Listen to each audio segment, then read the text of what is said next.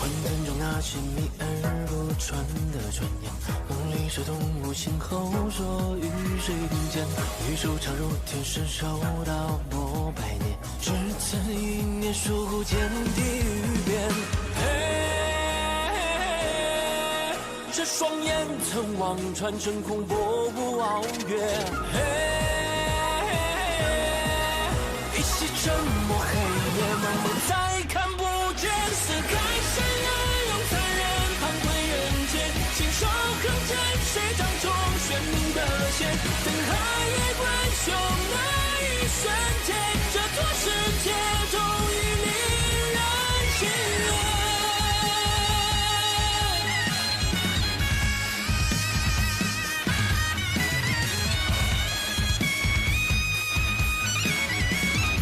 Hey, how's it going?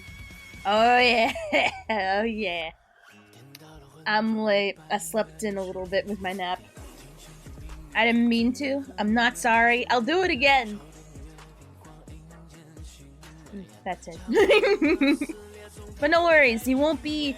I will not shorten stream at all. Obviously. We're gonna reach the 4 hours. So I won't shortchange you guys, that I can assure you. Despite my lateness. If anything, it's a way to think of it as like a weird extension because it's starting later. Does that make sense? Beep beep beep, it's me, your alarm for Thursday. I know, right? It's my alarm, maybe. But, alright. So, safe to say we're almost done with the story. So, here's where my mind is at. I'm not in the mood to do all this stuff. Like, I look at literally all this content, and in a way, like, I'm grateful for it, but at the same time, I'm just kind of like, ugh. I don't know.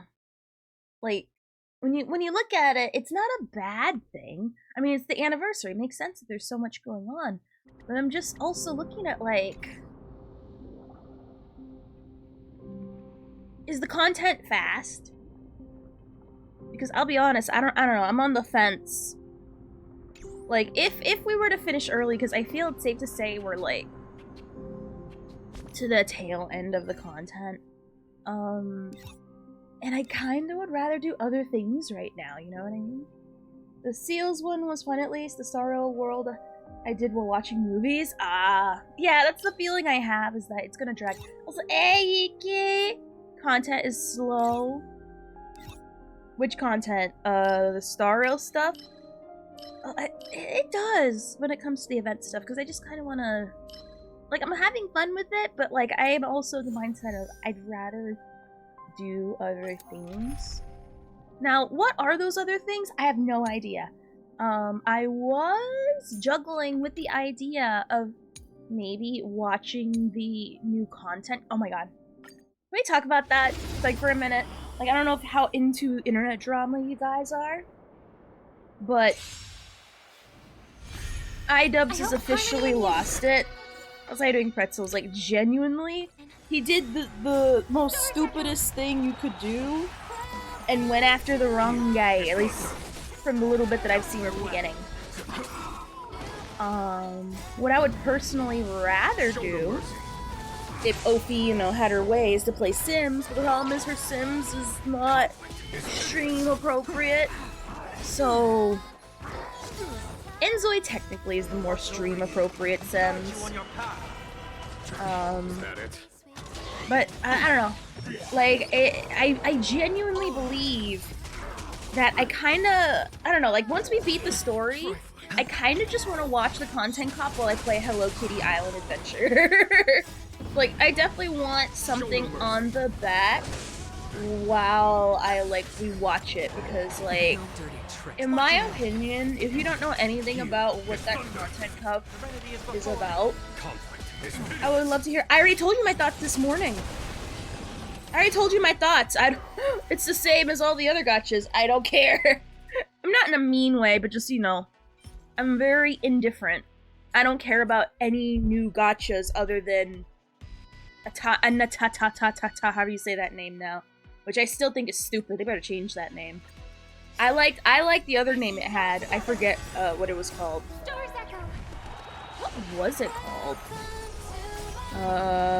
Project Mugen, there you go. It should go back to Project Mugen. Because Anaxa is not a good name at all. I don't even know if I'm saying it right, quite frankly. I think I'm saying it wrong. Like in a horrible bad way. Like, I think the last time I said it, you guys made fun of me. Because apparently I sound like the white mom trying to, like, you know, she's trying to, like, make herself seem relatable to the youths, the cultural youths, and she just comes off more, like, looking ignorant. But, I don't know what Brown Dust is. I'm gonna be honest. If I haven't heard about it personally, I do not care. I didn't even know there was such a thing called Brown Dust 2. I don't even know what that is. I'm assuming it's another gotcha, one of the millions of gotchas trying to, whatchamacallit.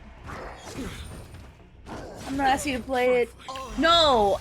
I'm saying that's my input. Why in the world did I say if I don't care about hearing about any new gotchas, that me saying I don't care is assuming I don't care to play? No, I don't care to know. It's effort to know. It's distracting me from, I don't know, debating on whether I want to play Hello Kitty while we watch the content cop. How you doing, Kumayo? I do not care about any new gotchas except an a-ta-ta-ta-ta-ta. An a-ta-ta-ta-ta. Whatever it's called, onomatopoeia. Oh god, I better switch it back. And I'm gonna be honest, that's like you can literally put in like the same copy and paste response every time you put insert this new thing that people say is coming out, and then it gets canceled. There was this one that I remember people were bothering me about a lot, and then it got canceled, like straight up altogether. But I bet you guys don't even know what I'm talking about. You guys know what I'm talking about? There was this one gotcha people swore up and down was gonna be great. Like, it was gonna be like the next Genshin, and I'm trying to remember what it was, and then they ended up canceling it because when they were developing it, it wasn't coming up to the standard of what the company wanted. And I'm like, you guys know what I'm talking about, right? No, it wasn't Tower of Fantasy. They never stopped that. Also, congrats to your cast spire. And also, how you doing, Kumo? Ayo. But, no, it wasn't. No, Tower of Fantasy never died. I mean, it died in the colloquial sense, but that stuff is still chickens. I don't know. At this point, it's, you know, it's like Destiny levels. It's either, you know, you got your people and you're not gonna grow any more than that. I mean, they had a lot of people, but they lost a ton more. But no, it was a game that they never fully released. It was a gacha game that people, like, swore up and down was gonna be amazing. And when it got canceled, you know, issues with quality, a lot of people, it took the wind out of their sails. It was before Wuthering Waves. Wuthering Waves is doing fine.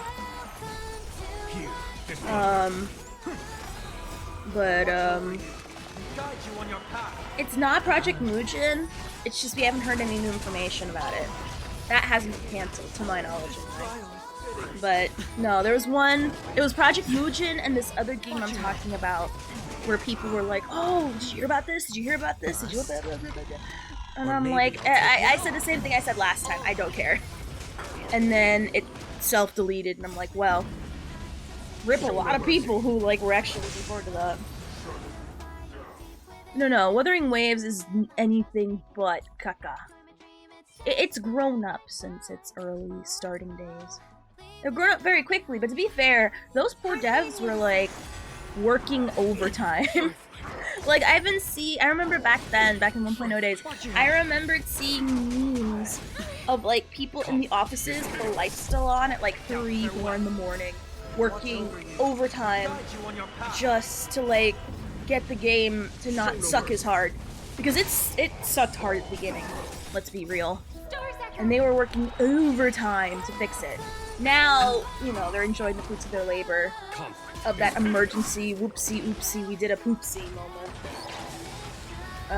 So no, it's doing great now. It's doing great. I mean, I know there's even this one. The only reason why I know it's great, not because from you guys, but also because there's this one specific, like, ex-Overwatch person who now plays Marvel Rivals, who did a random video about Wuthering Waves that I wasn't expecting. And I'm like, huh. They never showed interest in gacha games, and the fact that they made a whole video saying, oh my god, this is a game changer, blah blah blah, this is that, Wuthering Waves is Wuthering Waves is that, even though Hello Sorrow exists. Or maybe I'll take it off. It's like, you know what, it's in a good spot now. Watch your head. It's in a very good spot now and is accelerating. No, not accelerating, what I mean to say. It is thriving. Show no mercy. It's just, you know, they had to fall on their face first before, you know, they got up and went at a dead sprint. Oh, also, how you doing, Kevio? Sorry. Once I get in the middle of a thought, I gotta continue it. Oh, good luck on the phone.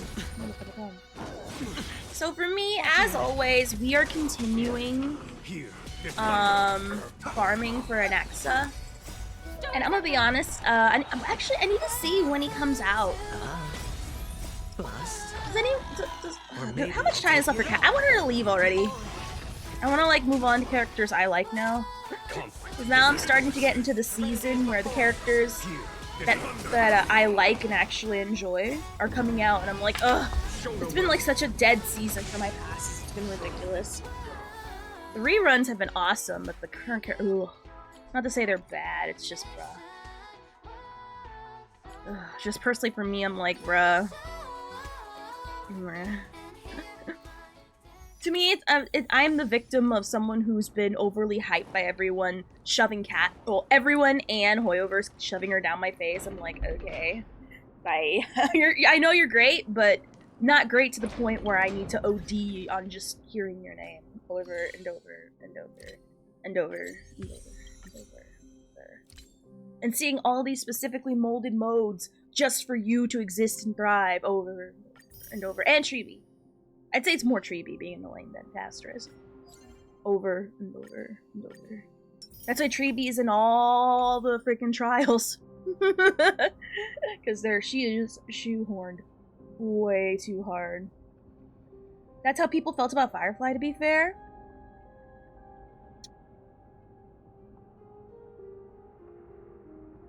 Yes. Yes. I hate Treeby. She's a moron. Genuinely. I hope... Oh wait, aren't they all supposed to die? I can't wait. I hope she's the first. Or the last. Just, I can't stand Treeby. Like, I'm gonna be honest. One person I cannot stand is someone who goes in with good intentions, causing, like, the greatest harm. And that's Treeby in a nutshell.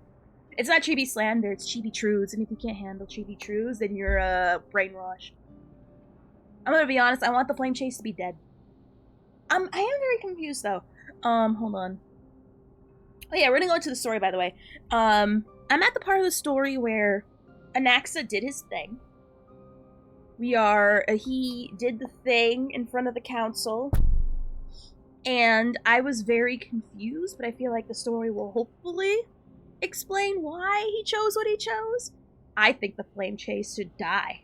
It needs to die a horrible, miserable... It needs to be smothered and killed in, like, the worst way and feel pain.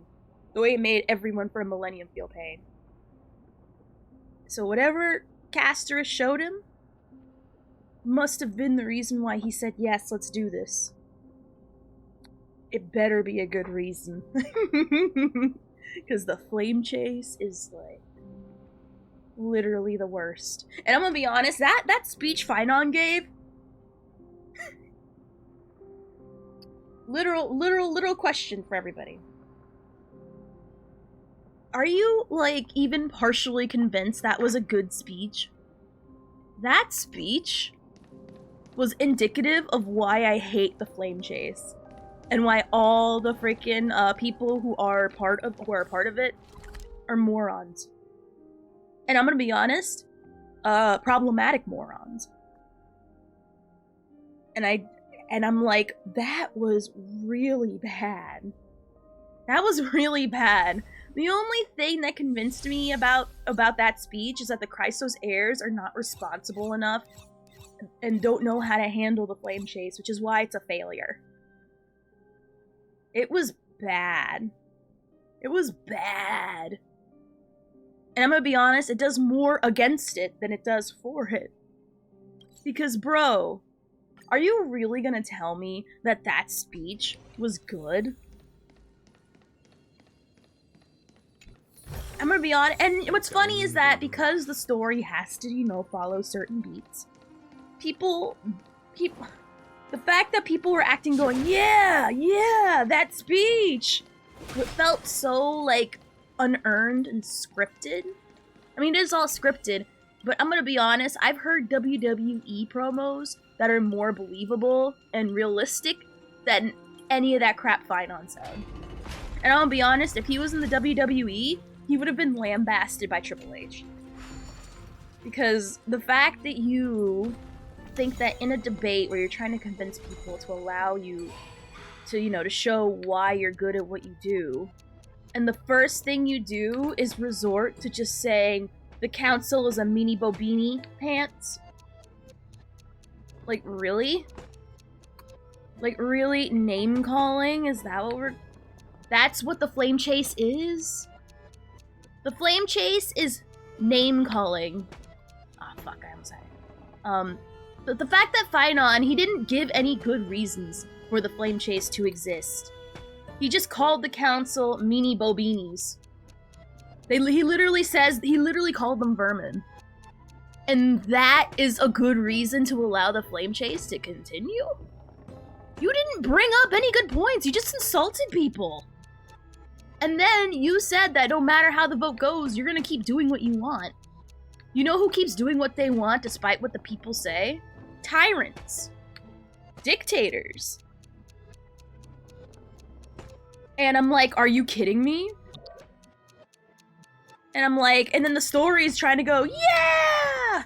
They are meanies! And I'm like, are you serious? Because I'm gonna be honest, I was hoping Finon would come out with a very good speech that would genuinely not only convince Anaxa, but also me. Because I'm gonna be honest, I think no one's convinced of this shit working. Like, genuinely. And it really annoys me that he didn't try to put good points. He just called them vermin and said, we're gonna keep doing what we want despite what you say. Because, you know, we're the good guys. Just like how Aglia, how she's a good guy, but the first thing she likes to resort to is always execution. Killing people is always a first resort for her. Because, you know, they're such a good guy. Oh, sorry, I didn't get that. Dax AO. Like, that's the problem. Like, there's... Like, I know I'm probably thinking too deep into it, but I'm gonna be honest... It reminds me of a Benjamin Franklin quote. Insulting a person in private is great, that person might even thank you. In public, they will take it personally. Yeah. Now, I'm gonna be honest, I don't understand what happened to the council. I'll be honest, like, I feel like there's some trickery. Like, the council didn't... Like, the council, like... In them being tricked, they're saying that the council's corrupt. It's very weird. I'm sorry, but that part was... The only good part is Anaxa. In that whole part. Anaxa is the only one that showed any sense. And you know, when you're in a debate space, you genuinely want to come in with good points, because debates are kind of known for being that guy that kind of needs good points to continue it. To be fair, nobody gave other valid plans because the council's idea was dumb. I'm gonna be honest, the council doesn't need... I'm gonna be real. All the council needs to do is just have Anaxa genuinely just bring up... Like, I'm gonna be honest, it literally, like, solves itself. You don't need to resort to tricks to prove why the flame chase is bad. And I feel you really have to screw the pooch to, like, somehow... Oh, then again, we don't know what, at this point, we don't know what Anaxa knows. So there could be a genuinely good reason, other than whatever the Flame Chase morons say. Especially Treeby, the biggest moron of them all. But, I'm sure that they'll explain why, whatever Castris showed is probably the better reason why it should continue. Now, granted, not even the Chrysos heirs know, which is fine. They don't know, you know, if they don't know something, they don't know something. But, like, it has to be a really good reason, because so far, Finon did a horrible job. He did a horrible job at explaining himself. And he just went to calling the council vermin and expected that to be a good reason. Like, for example, why should you guys, for example, continue to give me money for some false MLN kind of promise that I'll maybe get back to you one day, and I've been doing it for 20 years. And when there's a committee that is debating on whether I should keep going with my MLM, I stand up and go, well, the sun's still up, and you guys who don't like paying me money for nothing on a vague promise that has been going on for 20 years, well, nothing's changed, so that means what I'm doing is probably working. And the people who ask for their money and who are upset, they literally have AIDS. They have AIDS and they kick puppies. Oh, fuck. They kick puppies, they club seals, and they're ugly. And that's why you should vote to not stop me from collecting your money on a vague promise that I may or may not be able to keep for, you know, all these years. Some of you will probably go broke, but it's a sacrifice Ugly, is willing to make. You know what I mean?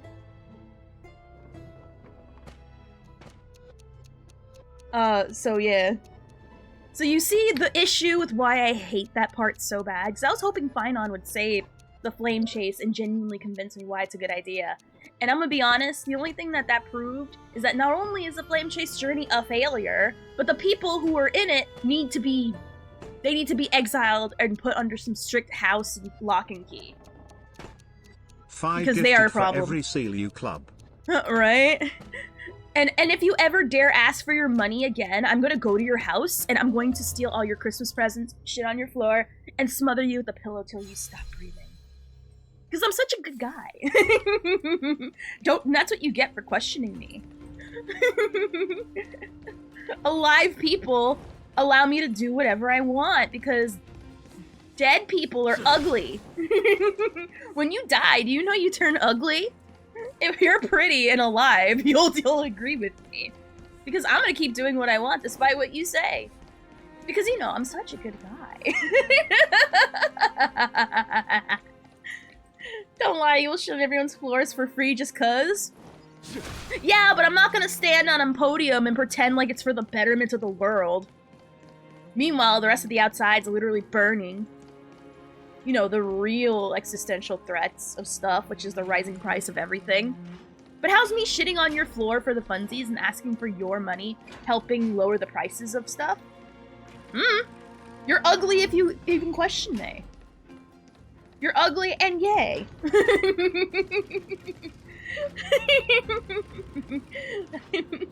And yeah, they never explained how they're gonna stop the Black Tide. The Flame Chase sounds like a literal sugar pill that everyone's fighting for that will do nothing. More or less. It's snake oil. And they did not do anything to even try to disprove that it's snake oil. You know what I mean? Snake oil that millions have died for. On a vague promise that a little Lolita dummy that is actually a horrible person. I'm gonna be honest, the worst kind of people are people with good intentions. Because you know, majority of the villains who, you know, in writing we assume are evil, a lot of them have good intentions that are only for them. And I'm gonna be honest, the flame chase is only good for few. That's Chibi in a nutshell. Thanos did nothing wrong. To be honest, I went way too complicated with the story. It should have been big, bad, evil, kill it, simple. For real! And I think that's what they're gonna eventually end up doing. I really hope Aglia turns heel. I'm getting really mad and frustrated that they're actually gonna play Aglia like a good guy. She is not a good guy. She is a serious bad guy that plays the long con of pretending to be on your side. Like, genuinely. And the fact that they keep playing, and like literally, Finon literally like glug-glugged her during that horrible speech he gave, going, Aglia was so selfless to weave golden threads to make sure things looked okay and didn't look so scary. She was nice, and you guys question her. You guys, instead of going on your knees and giving her oral for existing and making things look prettier thanks to her golden threads, which can kill you, by the way. But we're not gonna talk about that. You should be thankful to her, and if you're not thankful to her, well, guess what? You're a KKK member. You were the second plane that hit the tower.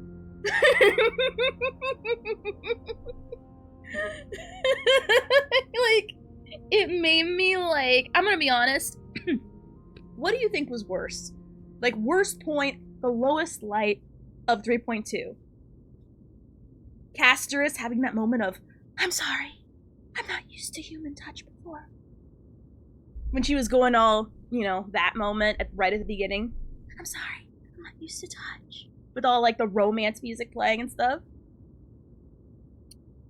Or, Finon harping on about how giving Aglia is. How we should be thankful for her. That we should be so thankful. So thank you, Via. Yeah, he gave her the throat treatment. So, I'm gonna be honest, which would you guys rather endure? I'll be honest, I would rather deal with Casterus going all, cringe-ass wannabe girlfriend mode any day than hearing Finon poorly justify and throat Aglia. Because that was horrible. That was awful. I'd rather play a different game! Oh, no, you can't. No, you can't. You can't switch off. You can't choose death. You can't, reach for the barrel and put your mouth over it. You have, literally, you're gonna die if you don't choose one of these. And no, death's not an option. It's not allowed. You have to choose one or the other. Do you choose cringe Casterus, or cringerous, going, oh, I never had human touch. Oh, I'm so sorry. I'm not used to it. And then there's beautiful magic symphonies in the background with her looking away shyly. Like babies first start peeing. Or Finon going, Aglia did nothing wrong. She's been nothing but giving. You owe your lives to her, my queen. Milady. You can hear the fedora being tipped as he was, sucking her off as far as how great of a person she is. Like, you have to choose one or the other. You have to. No choice. And leaving is not an option. And death's not an option either. It's literally like the choice of, oh my gosh. It's like one of those random things that bros ask each other when they're like, which would you rather do? Be sent to space with no food for a week to see if you live? Or go underwater with all the food, but you have to stay there for a month? And we're talking about, the deepest parts of the ocean. I think the ocean's way scarier than space, in my opinion. But, so I would personally... I mean, they're both terrifying, but if I had to choose, I would go space. Any day. But, it's like random questions like that. You know what I mean? And you can't choose none. You know what I mean? So, I'm talking the deepest parts of the ocean. Not like the baby parts. I'm talking about like the deep parts that like, we're talking a ton of atmospheres of pressure just like on you. I'd rather pick Castrus. I'm gonna be honest, I'd rather pick Castrus too. Because that part with Phynon goading her, literally, like, he left the speech with, like, you know, questionable juices on the side of his, like, all over his face, pretty much. Because he was just that deep up her coochie. And that was horrible. I'm gonna be honest, she better turn heel. That's the only thing to save all this nonsense. I mean, most of the time she's quiet, so easy W. She is not quiet most of the time. She's talking, but it sounds like Death Fluttershy talking. Does that make sense? Because when you hear her sister talk, I'm like, oh my god. She sounds normal. Meanwhile, Castrus, like, at 1 HP anime pink hair girl voice. But, you know, she's fine. I liked her a little bit more this patch, though. I don't know why. A little bit more. But honestly, the bar was set so low. Because the previous patches, she's been insufferable. That, you know, it's like, bruh. But I know a lot of people like it, it's just I personally cannot stand it. But yeah, I'd rather have Castrus going, I'm not used to human touch before, than Final, whatever that was.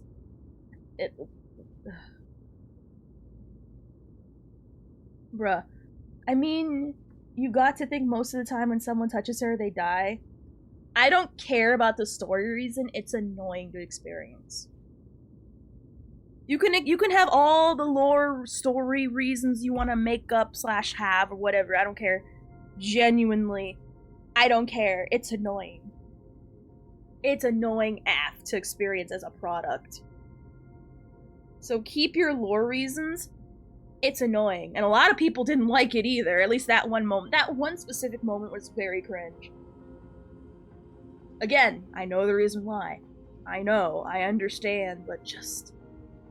They literally... I heard the emote fingers pressing together moment. Like, literally, like, have you ever seen con anime convention people? And how they talk to each other? And all the extra, like, gestures they do speaking? Well, the lore reason why they do that is because they were dropped on their heads. You understand the reason, doesn't mean you have to like it or justify it. Because there is no reason to do that. And story-wise, that was ass. Like, she literally said the line. Like, that is the he's right behind me, isn't he line. Of, like, cringe anime quote-quote moments. That is a, how you doing, Charles? That is the he's right behind me, isn't he moment. This is the you gotta see this moment.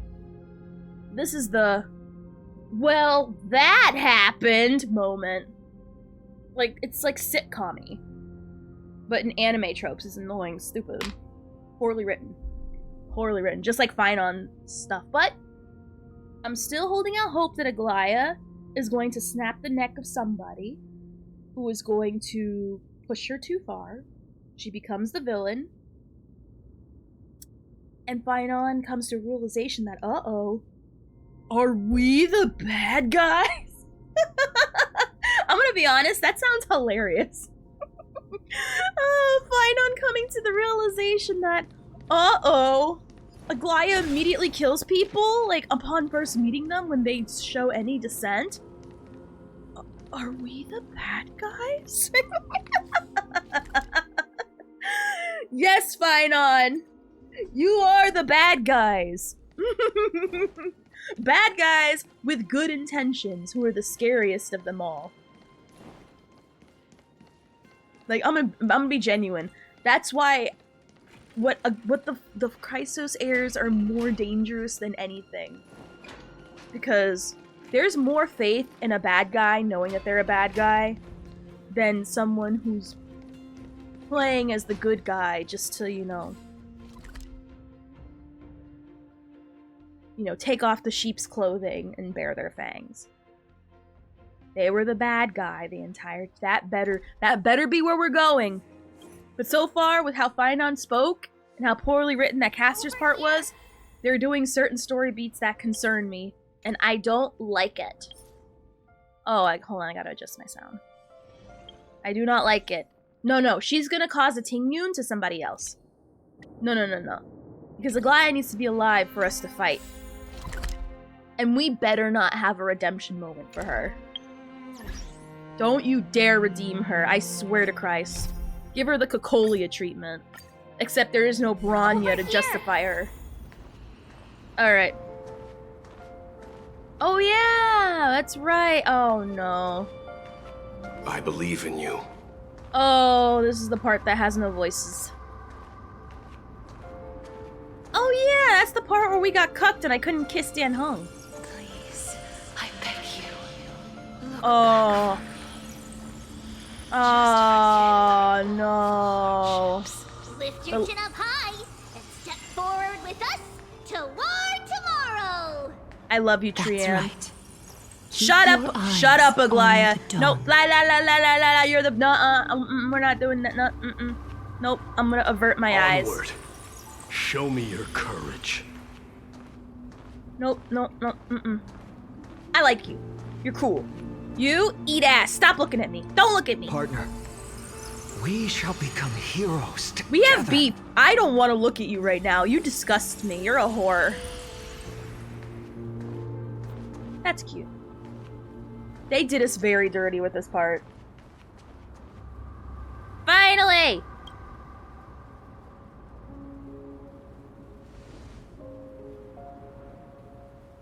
Thank you.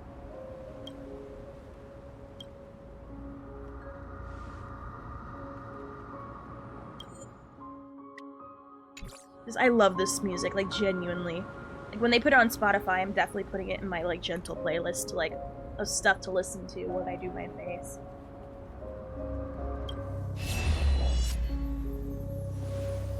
Boo! Boo! Boo! Boo! Boo! No one... I thought we were done with you! Go away with your Go stay off-screen where you belong. Boo! Stay away! Boo! Boo! Go ruin another good plot story. Leave! Boo! More people I can't stand seeing here. First Aglaya, now Acheron? Bruh, go away. Go ruin someone else's story. That makes no sense. She's being shoehorned in here. You do not belong. Go away.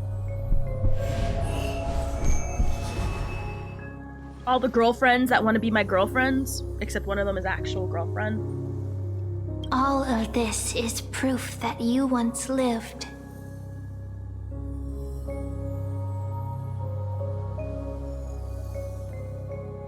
That was a stupid statement. You should feel bad about yourself, question marks. Your soul, your memories, the years you've journeyed through, and the path they revealed, leading you back home. So, That was a stupid continue statement. onward. Do not stop moving forward, and do not let her sacrifice and the support of all who have stood by you be in vain. I already think poorly of this person, because you know what they did? You know what they said? Hold on, let me show you the equivalent of what they just did and why I have such an issue.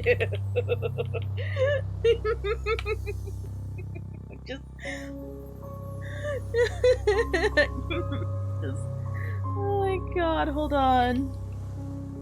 I have to have it now. Because it's gonna, you guys have to understand why that person's a moron. I think that's Mem. Mem, take your Ritalin. What the frick was that?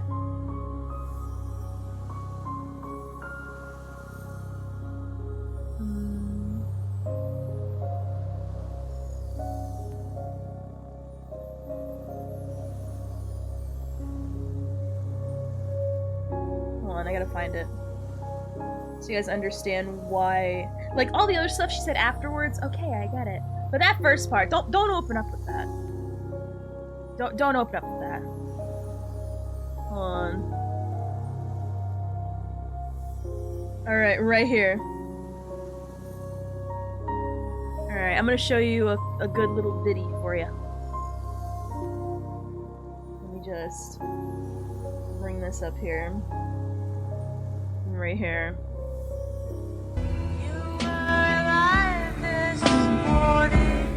I was, I think. I mean, actually, had you been there, you might have disagreed. Oh my god. He's woven straight into that Persian rug forever now. Yes, okay, he had a bit of an accident, but it's one of a kind. I give you good price. Bruh.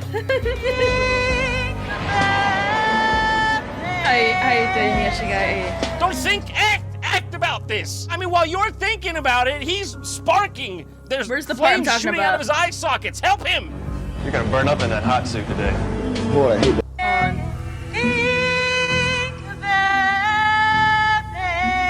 Where's the part? You were alive before you died.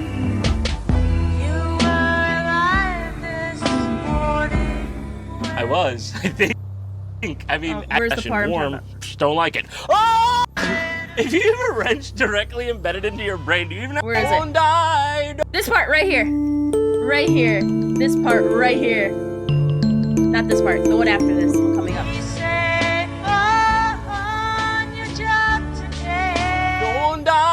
Don't die. Please don't die. You were alive before you died. Don't die. That was literally what just happened. This voice, who I assume is Mem, did a JonTron and is memeing on us. You were alive before you died. You were alive before you died. These are the memories that showed you lived. And the breath you draw in means I farted, which you're gonna smell right now. I hope you like pizza. Like, bruh, like... Don't die, please don't die. You were Like, alive bruh. before you died. Don't die. Now this gets straight to the point, gets to the meat of it. When you're on the job, don't die. That's gonna really affect my bottom line. What do I pay? For real. Anyway, that random tangent aside, that's, it's Mem. Mem, go home, you're drunk. Over here, friend! Go home, you're drunk. Take my hand. Let's go home. Mem, I think you're tweaking right now. You have memories, hence you're alive. It's like saying you poop, hence you're alive. I mean, it's true, but why? And that's not a hand. You are a stuffed animal. Just bruh. Hello again, mortal realm. We didn't grab her hand, by the way. Or her paw. Her little stuffed animal paw. At last, I knew you could do it. Your soul is still perfectly whole, as if some kind of force is trying its best to keep it together. Is it Oryx's final blessing? Or is it a miracle of your own? It's truly incredible. Such a strange surge of familiarity. So hard to describe. Perhaps it is fate, once again fulfilling its I'm no own conspiracy sign. theorist, but Mem only showed up when March Or went into her coma. perhaps True! It is the laws from beyond the sky, so familiar to you, that intertwined our fates long ago. It seems that this is the riddle which cannot be solved anytime soon. The sensation of becoming a demigod is truly wondrous. It's as if the river of souls is winding its way through the depths of my spirit. transforming with each breath into a fine rain that nourishes the world. Do you recall that prophecy? At the end of the sea of flowers, the souls of the living shall warm thy fingertips, and after an embrace, there shall be eternal separation. I promised you that I would do everything in my power to give it another meaning. Bruh. Now, How you doing, as I Dippy stand Ale? as a demigod and destiny draws to a close, I can finally end it in a way that is as beautiful as it deserves. The wish I once sought, but could never grasp, is now within reach.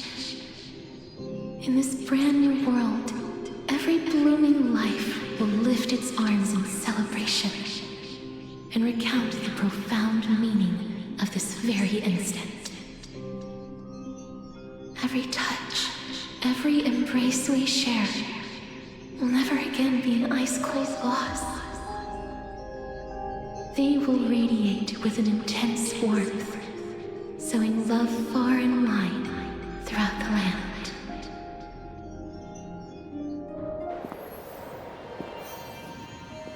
The other shore is very cold.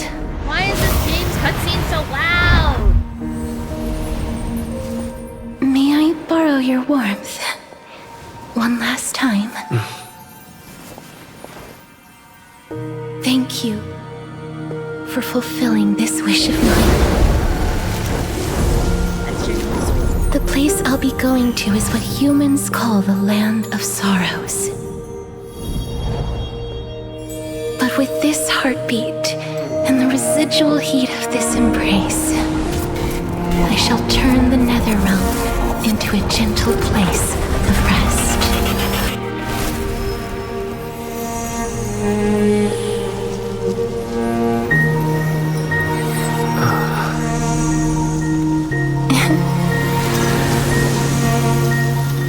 This embrace may be brief, but it's the proof that I once lived.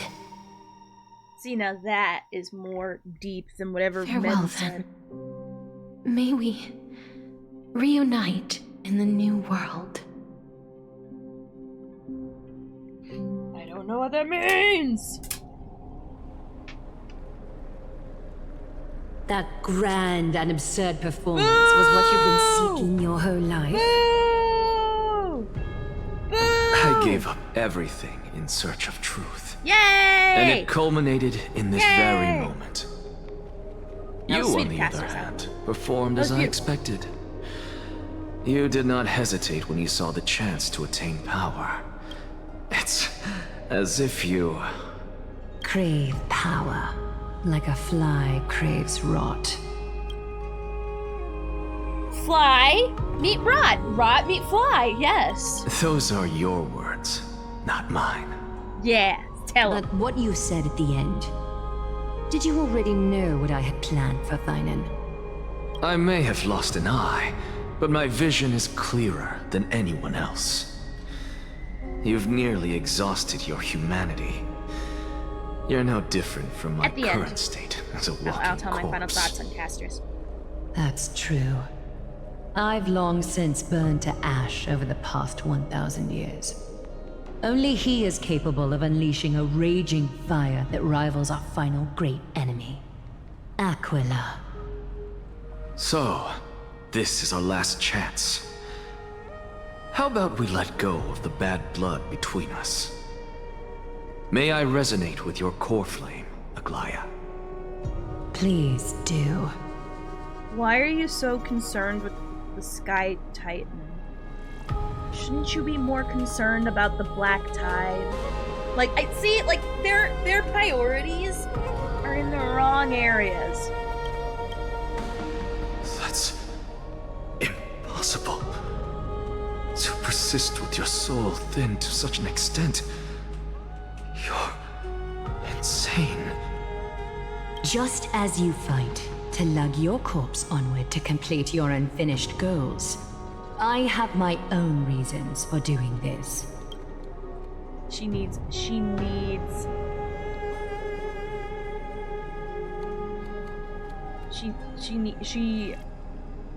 bruh. To be fair, I know that's what we need. I feel like the Sky Titan is the last thing we should be worrying about. You know what I mean? Like, opening the gates to leave and enter is, like, the side quest or the epilogue that you should be doing before the, you know, the main thing. And the main thing is the black tie. Like, again, like, I know they need to do it, but they're doing it in the complete back-ass-words order. It's like Dudley Do-Right riding the horse backwards. Like, what are you doing? Until Finan grows into his position as the prophesied leader, I must continue to lead everyone on the flame chase journey. I must keep inching forward, even if only as an empty shell. I've long predicted this was the case, but I didn't think you'd already lost so much. How ironic. We would have avoided so many misunderstandings if you and I had just spoken this candidly before. But casting aside our ideological differences, there is one thing you and I agree on. Like, again, we're going on, like, trust me, bro. There's a general good reason why we're doing this. Yes. He was born to be a hero. He understands the hearts of the people, and I can confidently say he is a far better leader than you. Yeah, name calling is only such a he is good capable quality. of fulfilling your mission. Yeah, name calling them to death is such a good quality. Sadly, he is a man cursed by Nestia. But by my estimates, his horribly elaborate sense of style should not impede Era Nova. Congratulations are in order. We found common ground at the very end of our destined paths.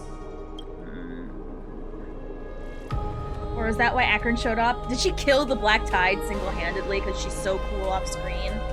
Oh, that better not. When you put it that way, it makes me want to take back what I said. I don't know. Blaya, we're back. Cuss. Come welcome our great hero reborn from the ashes. Oh god, freaking what's his face? Hold on. I hope he didn't hear your earlier assessment. It wouldn't be the first time I criticized him. A man should be aware of his own shortcomings. That's for in preparation of Finan talking. Uptina. Freaking whatchamacallit. Dan Hung talking. I'm glad. Shut up. But I don't see Castris among your number. It looks like she not only helped me prove my theory, but helped you fulfill your mission as well. Yep, she completed her trial. I thought she's in that bullshit romance option in number 2. She might not have been able to change her fate, but she still wrote the final verse of her epic herself. Same. It's very annoying with the flow of the story. Because I Dreamin', feel it and then I lose please, recite the prophecy for us. Trailblazer, please surrender that scalding cool flame for us as well. You are the only life she ever saved by her own hand in her 1,000 years on this earth. I believe no one is more qualified for this noble task. Let's do thing.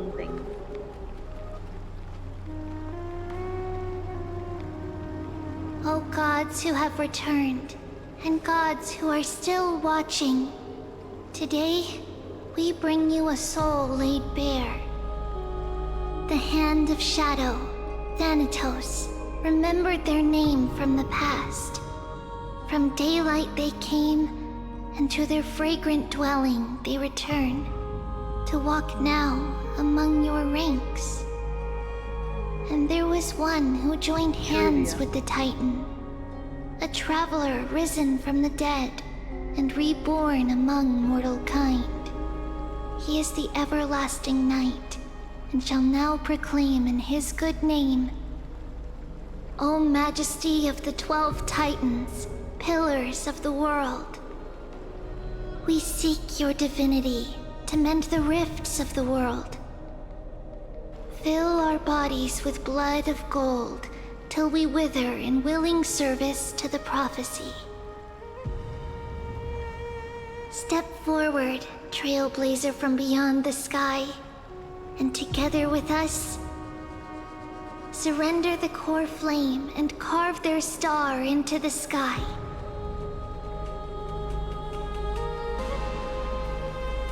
Bye, Casterus.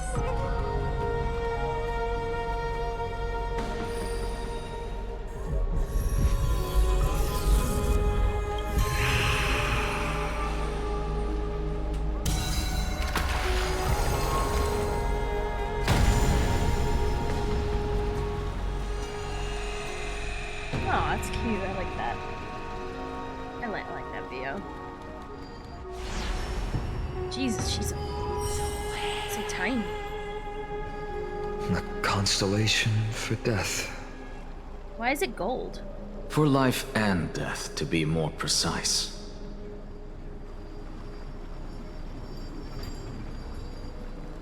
Yeah, you uneducated Look, cur. It's...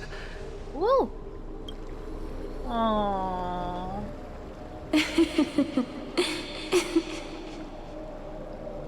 She is very small. Oh, right. No, it's only a divine echo. I think she's here for the trial.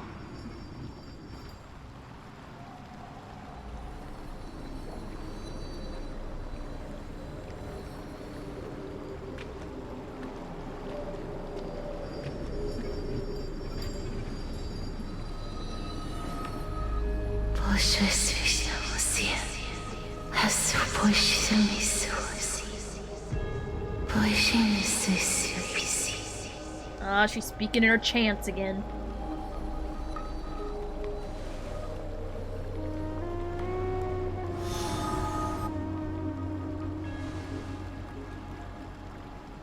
What did she say? That's the language of the Titans. Casterus... No. The Titan. They said... I have illuminated the cold shadow of death. Onwards. For your path to the future is bright and its flame eternal.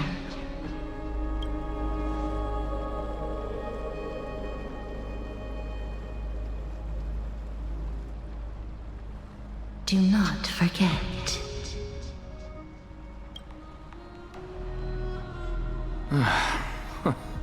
She made quite a scene. I suppose it's my turn now.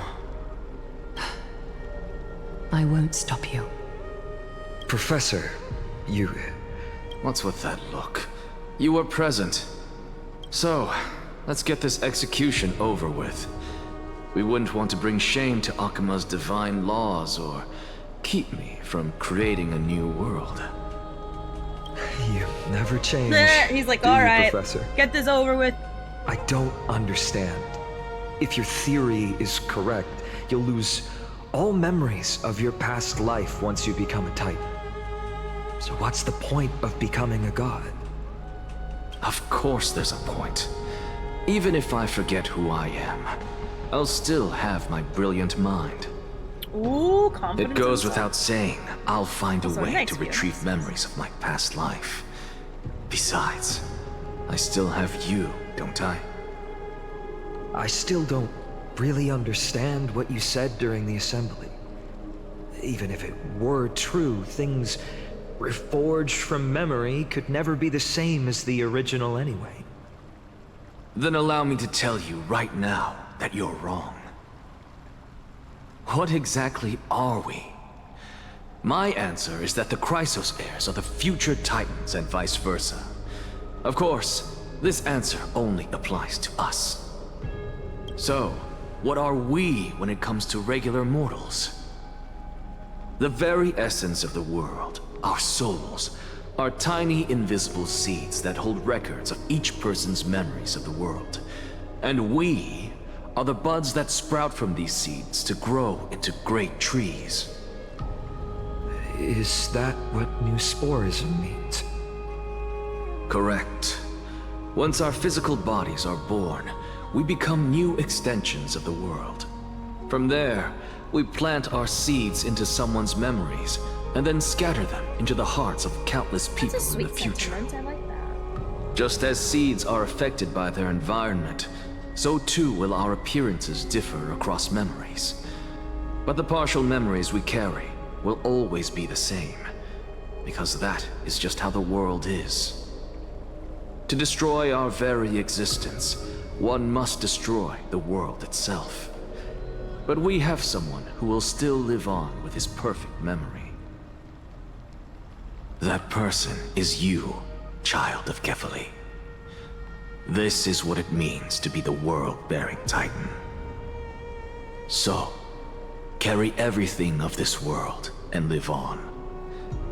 Don't disappoint those most precious to you. Don't disappoint Lady Goldweaver. And especially, don't bring dishonor to my theory. Boo! Stop sucking off Aglaya! Anaxa, I swear to you, I'll lead everyone to our reunion in the new world. Good. That is all I have to say. Farewell, everyone. May we meet again in the next life. Farewell, great performer. May Circes safeguard your thoughts.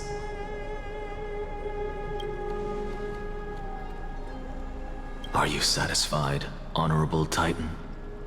Very. I hereby swear I have borne witness. Anaxagoras of the New Sporists and the Grove of Epiphany has successfully overcome the trial of reason. Thus, I shall confer upon you these words. You shall transcend the peaks of purity and return to corruption and hardship. Oh, so that's a god's prophecy. It sounds like you just rephrased my past, present, and future. Oh, Circes. Is that all you've got? Dang, Well, he sassed you've her. I love already it. transcended the peaks of purity, and you were never the type to give me any leeway. That is true. But I do still have one question. That's fair, gay fish. Genuinely fair. I knew it. Oh, thank What you. is it? Maybe we're thinking of the same thing. As you've so boldly stated, we and the world itself live on through the memories of others. If that is the case, whose memories did the very first new spore sprout from? How should I know?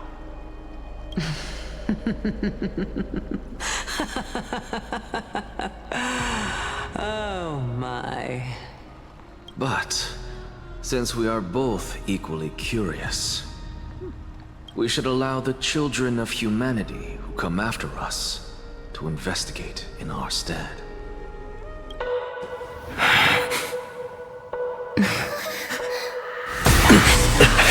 Oh, that's so cool!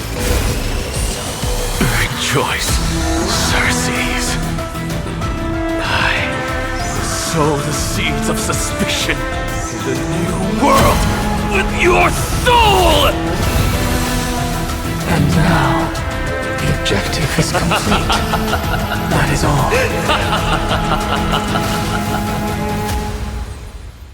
I love it. Thankfully, she's still alive. Oh yeah, she exists. Have a great Was one, Yoki, March for being here. 7th also in this condition when she was first rescued by the Express? Oh god.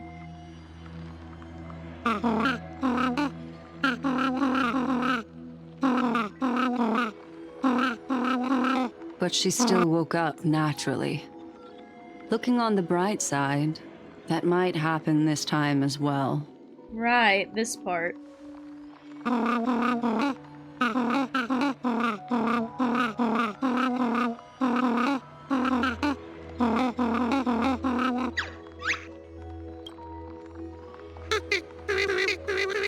I do not have conclusive evidence, but judging by her current condition, perhaps March 7th's memories have been hijacked. Think about it, Miss Himiko. What will happen when someone loses their ability to remember? Right, one day. Have a great night, Vio. Thank you for being here. Oh, God. Oh, Von Wack. Hey, Von Wack name drop.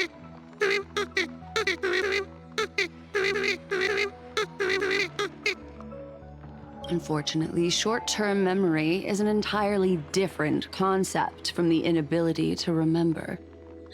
Perhaps it is difficult for you to imagine, but an individual who has lost their ability to remember turns into nothingness. The belief of the Garden is that everything in this universe can be interpreted through memories. This is the driving force behind the continuance of this path. The past is made up of memoria, while the future is a possibility that will eventually be converted to memoria. But the present, it doesn't really exist, and it's only an abstract expression. Therefore, when a person is affected by the path and loses their ability to remember, their physical form will also be affected. These ice crystals are a manifestation of that.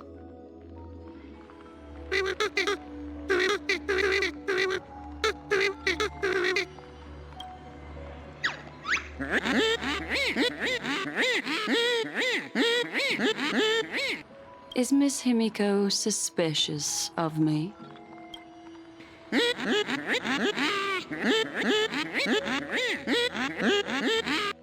In other words, now is the time for me to prove my innocence.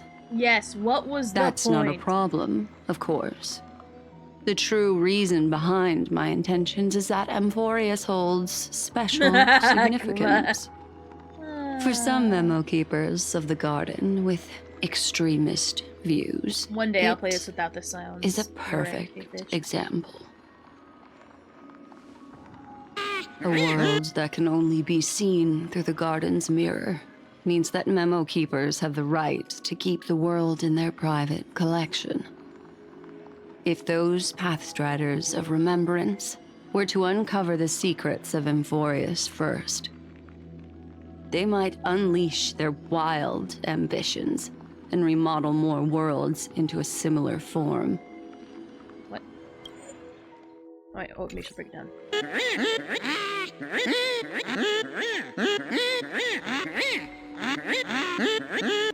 I chose to remain quiet before, because I did not want to involve you in the Garden's internal conflicts.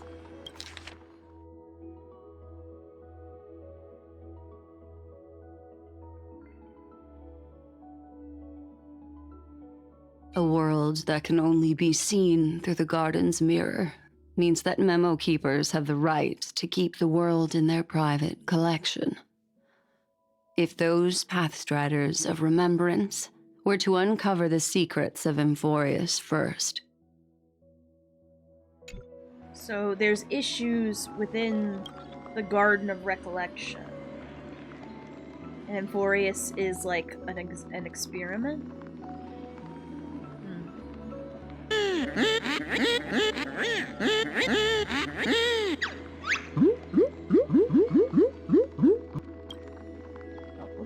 You can be even bolder with your guesses.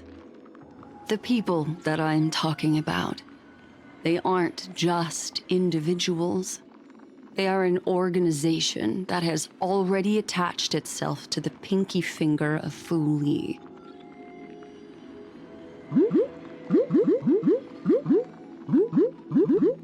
I cannot be certain. But at the very least, they are capable of doing so. I am deeply sorry about what has happened to March 7th. But the deal that I propose still remains a fair one. Amphorius is still an excellent destination, and Debatable. investigating further might allow us to uncover the truth behind the accident. What accident? Miss Himiko, the wisest choice right now is for us to continue cooperating.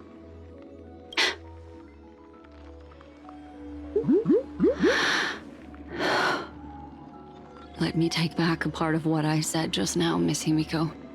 Uh-oh. Although we indeed struck a deal, it seems like I have involved you in some unforeseen danger. Please accept my deepest apologies.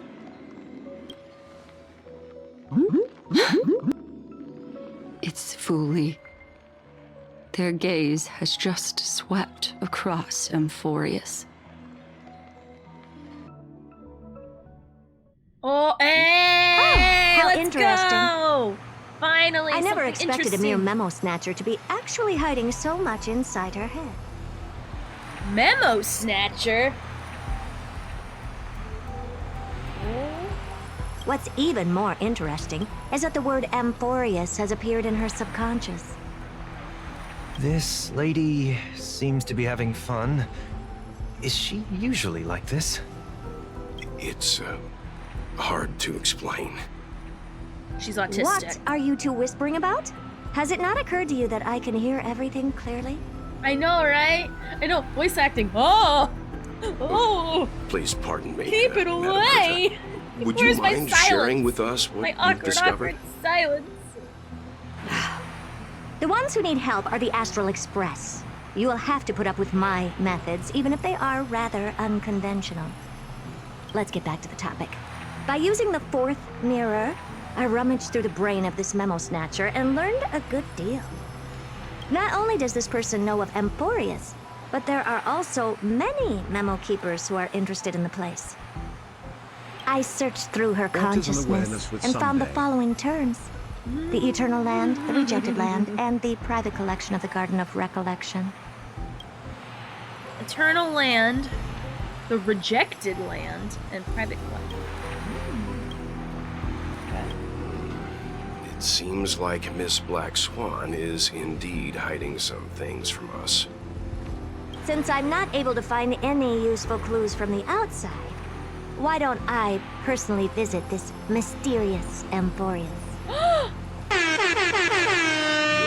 Planning to head to Amphorius yourself? Hey, finally! Yes, but not in the flesh like you all foolishly did.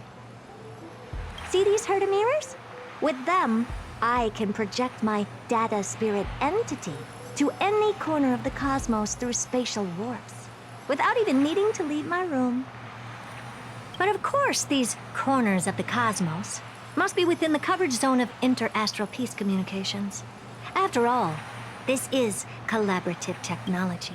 Ooh, you know what that means? We gotta talk to the IPC. Ooh. The 12 stone hearts are back. Maybe Opal. Maybe Opal. Oh my god. Ooh. I see. You do seem like the more indoor type. Although that star zone is not within the network of the IPC, the Express itself can serve as a signal station. Come, give me the astral chart coordinates. Oh, we have a mobile hotspot. Then, sit back and enjoy the show. I want to see the IPC.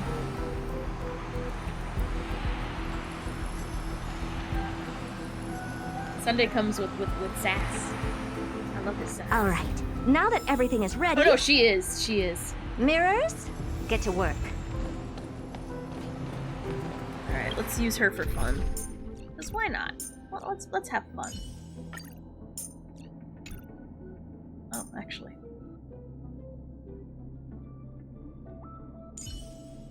Madam Herda. First mirror, input the coordinates. You'll be in charge of the spatial warp. As you command, Madam Herda.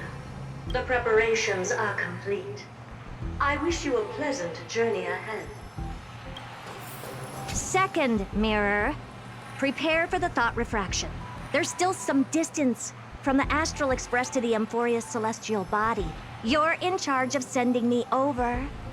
This time, raise the power to the maximum. Don't be stingy. Oh, okay. I won't fail the mission, Madam Herta. Third mirror, you're in charge of generating the data spirit entity. I'm happy to help, Madam Herta. What kind of appearance are you planning to use this time? Good question. Let me think. Forget it. Just use my own appearance. There's no one there that'll recognize me anyway. As you wish. Like, finally, the story went back to Fourth being mirror, interesting. You'll be in charge of... It seems like I have nothing for you. Just stand by and wait for orders. Ah, standing by again. That's so boring. Next time, can you count down from 4 instead? Preparation of the data spirit entity complete. Thought refraction at max power. Excellent. The first mirror. Let's get going. Have a safe trip, Madam Herta. May your journey yield good results. Coordinates input complete. Preparing to activate spatial warp. Please don't cut off. If you cut off here, I swear to celestial Christ. body. I'm gonna angrily pee. Spatial warp countdown. 5, 4, 3, 2, 1.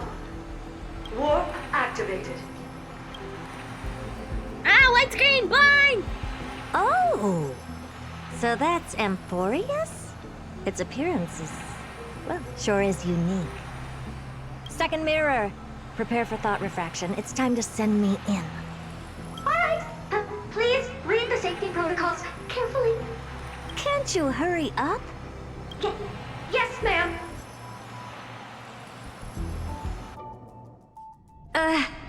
I didn't expect it to be so turbulent. I should have asked the second mirror to use slightly less power.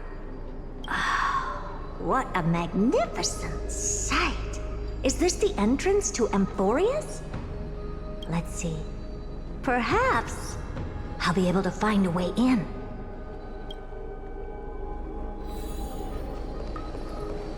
What's this? A statue? It's ugly. I don't like it. Based.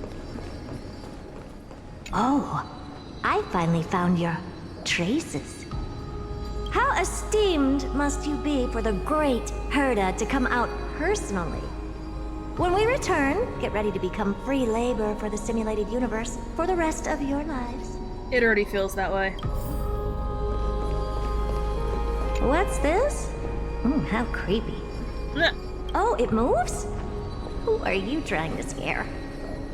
It's either a projection or a fake.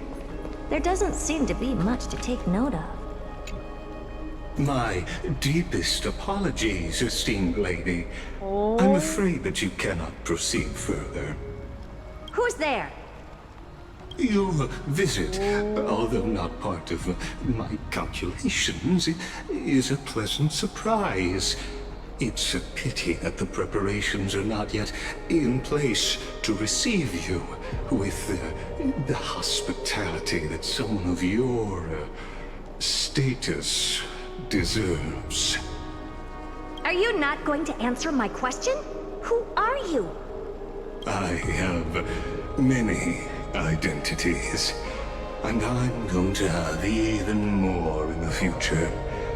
But if you just need a form of address, you can use my common alias. Lycurgus. Lygus. All right, Lygus. But you can't possibly think that I'm just asking for a name, can you? Regrettably, I do not have the authority to share more information. However, standards are always flexible. While not violating the ultimate agreement, I'm able to disclose this piece of information. As you thought, This is the entrance to Amphorius. Now, please, kindly turn back. Thank you for the Amphorius is not a world that you should be involved Lydia. with, regardless Thank of you. what kind of magnificent achievements you have accomplished.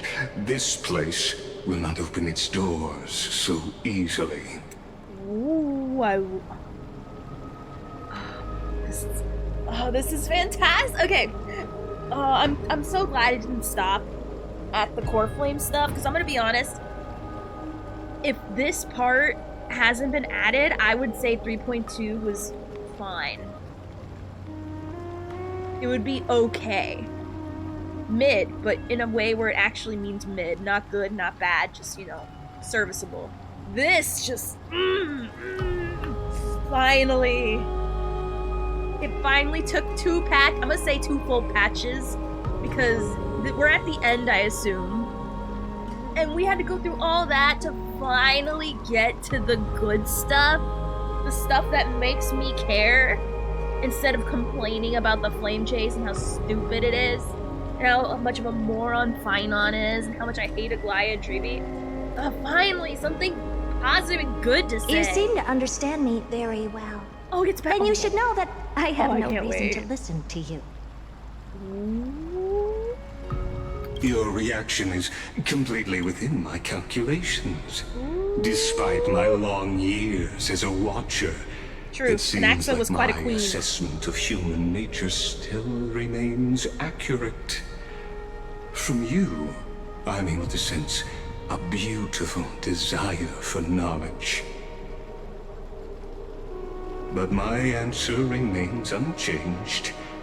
Madam, it is with the utmost goodwill that I suggest you return to where you came from. Let's assume for a second that I'm not so well-mannered, and that I insist on uncovering the secrets hidden behind you, Mr. Lygus. How do you plan to dispel this notion of mine? Within the scope of the ultimate agreement, there are 178,244 logic chains at my disposal to convince you. After filtering through them, I have determined that I only require 3 to attain the results that I desire. Oh? I'm all ears. First, for reasons that cannot be disclosed, Amphorius is a completely isolated celestial body. Apart from me, no one else will be able to help you enter. That's not a good argument. She's already here. Second, if your plan is, as you've alluded to previously, to force me into cooperating by showing hostility, do know that, just like you, I have basked in the gaze of the erudition.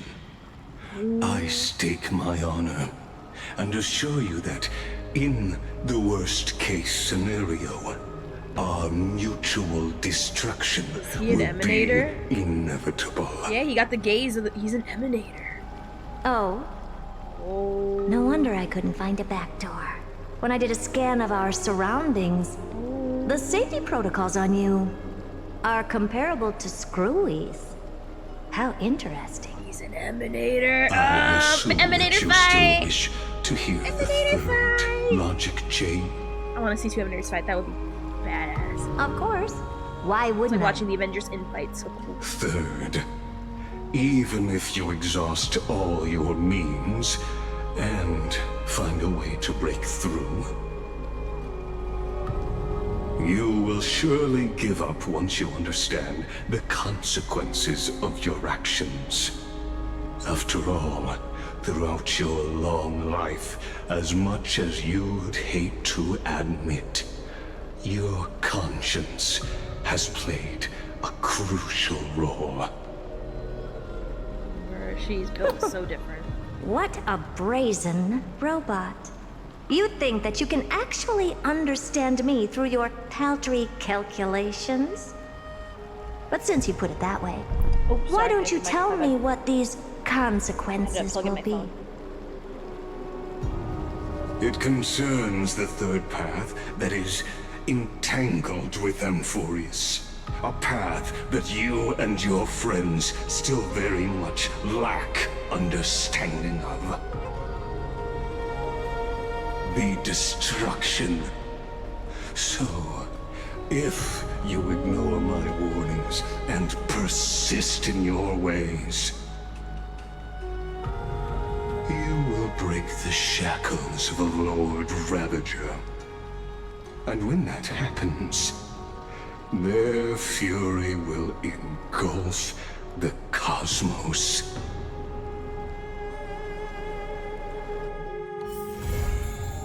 Boo! Boo! Boo! No, it was getting interesting! No! No! No! No! Life is... No! No! No! No! No! No! You can't do that! as ephemeral as No! Finally, I care! And I...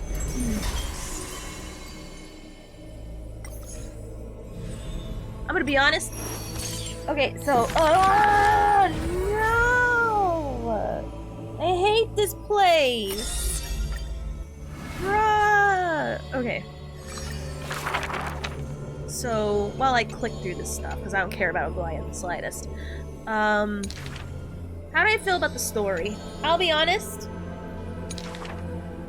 It's way too paint by the numbers. Now that's not a bad thing. It does what it does well. It's just... I just see it as a very average mid experience. You know, it's so basic that it borderlines boring except for like some good moments here and there. And the part, I'm gonna be honest, the highlight besides the end, is Cipher. Cipher was like literally the best part out of the whole thing. Like the part with the Casterus is cool and all and nice and awesome. I liked it. I enjoyed it well enough. It's just, you know,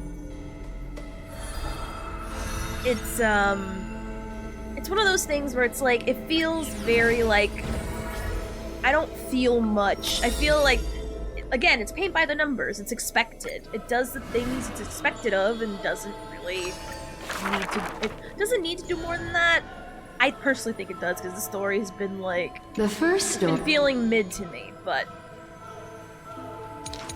but that ending though, the seconds. I want to be honest, all the stuff that happened before feels like build up for the one part you get a little bit at the end. The third story. To explain why Herta is there. And I'm gonna be honest, I think... Is it caca? I think it's a little strong. I'd say 3.0 is like the worst patch of all time. Story. But I'll be honest, Herta, it does so much heavy lifting, and I'm gonna be honest, Cipher. like, you know, as much as people love, quote, love, that's not artificially inflated, in my opinion, is put in quotes, I'm gonna be honest, the Casterus stuff pales in comparison to Herta.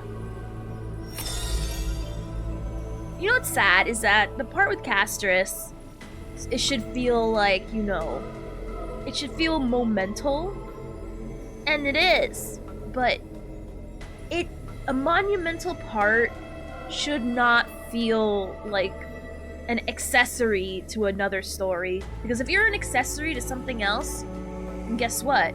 You're just an accessory. You're not the main piece. And the main piece is Herta. Like, oh my god, Herta, as usual, leaves me shooketh. And before people everything we experienced with Amphorius is literally a precursor. And in Penacony, nothing felt like a precursor. Everything felt organically moving and flowing. There was no one way better thing we're waiting down the horizon, it's all good. But here, again, the Castor's part is nice, it's cool.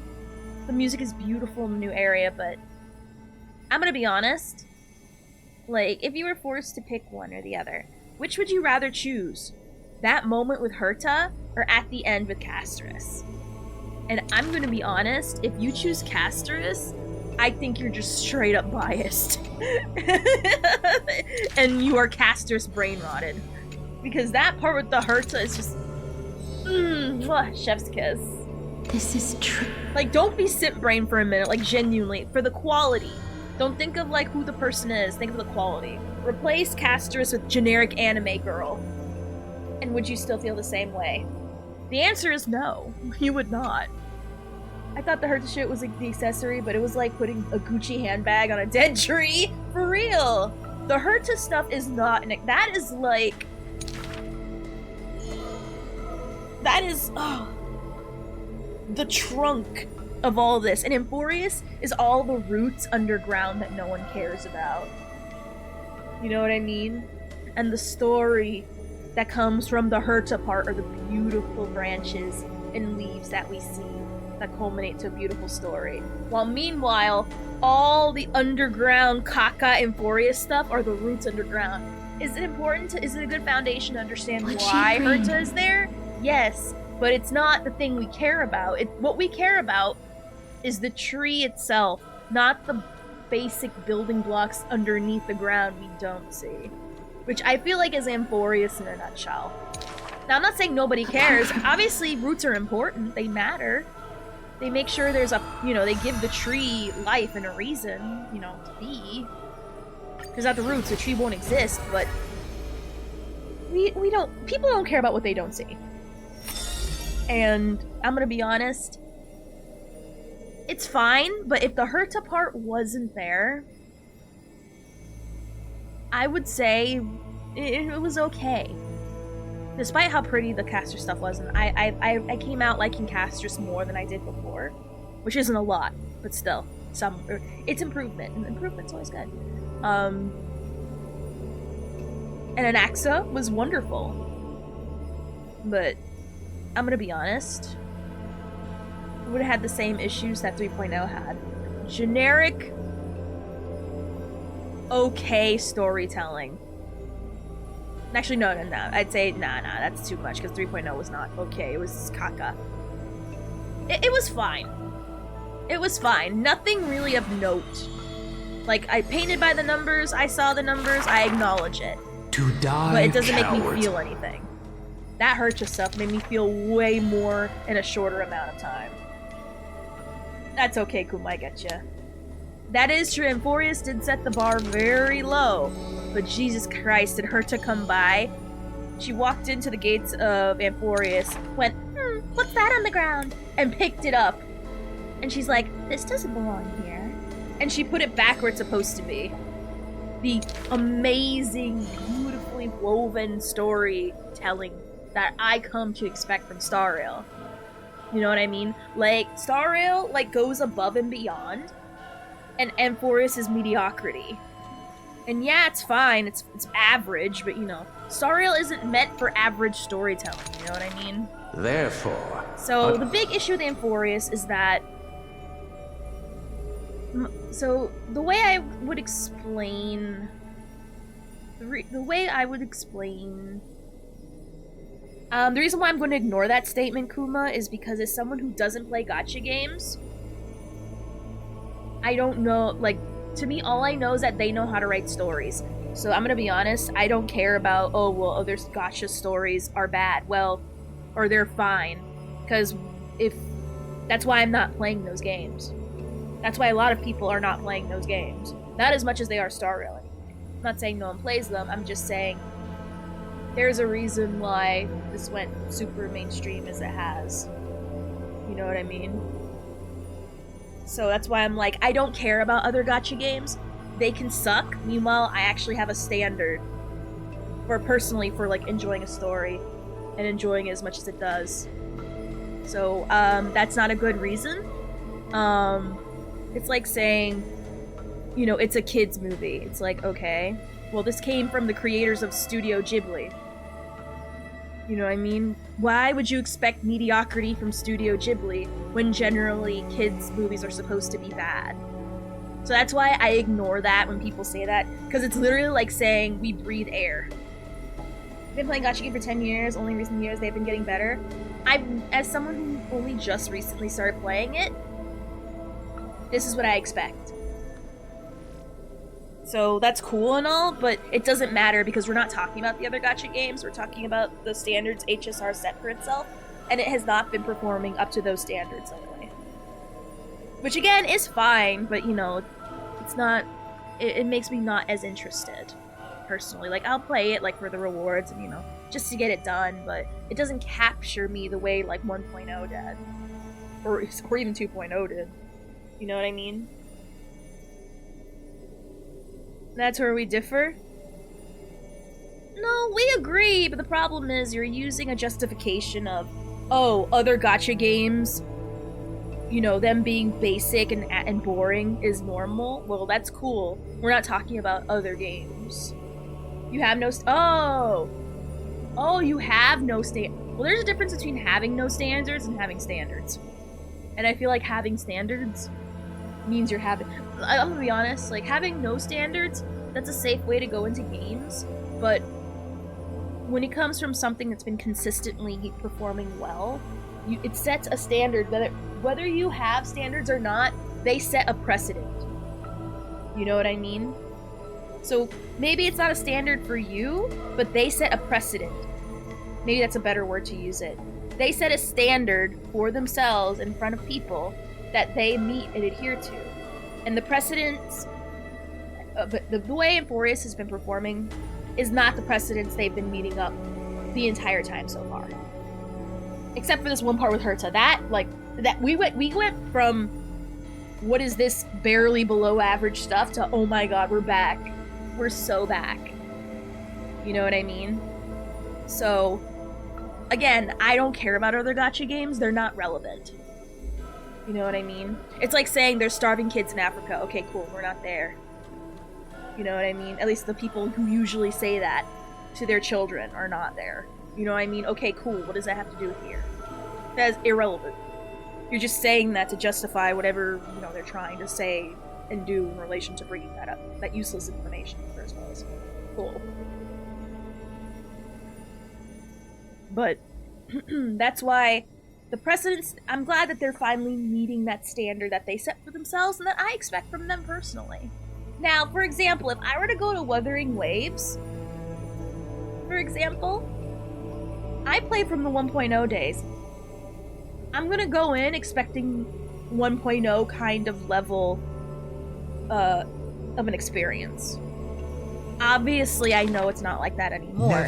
But they set a precedence of whatever that was, and that's what I'm going to expect. With maybe it being better. You know what I mean? I heard it is better. So I'm gonna, you know, keep my whatchamacallit open. But my expectations are, from what I've experienced, is that it's below mid, with really bad voice acting that's laughable. With fun gameplay, but honestly not worth my time. You know what I mean?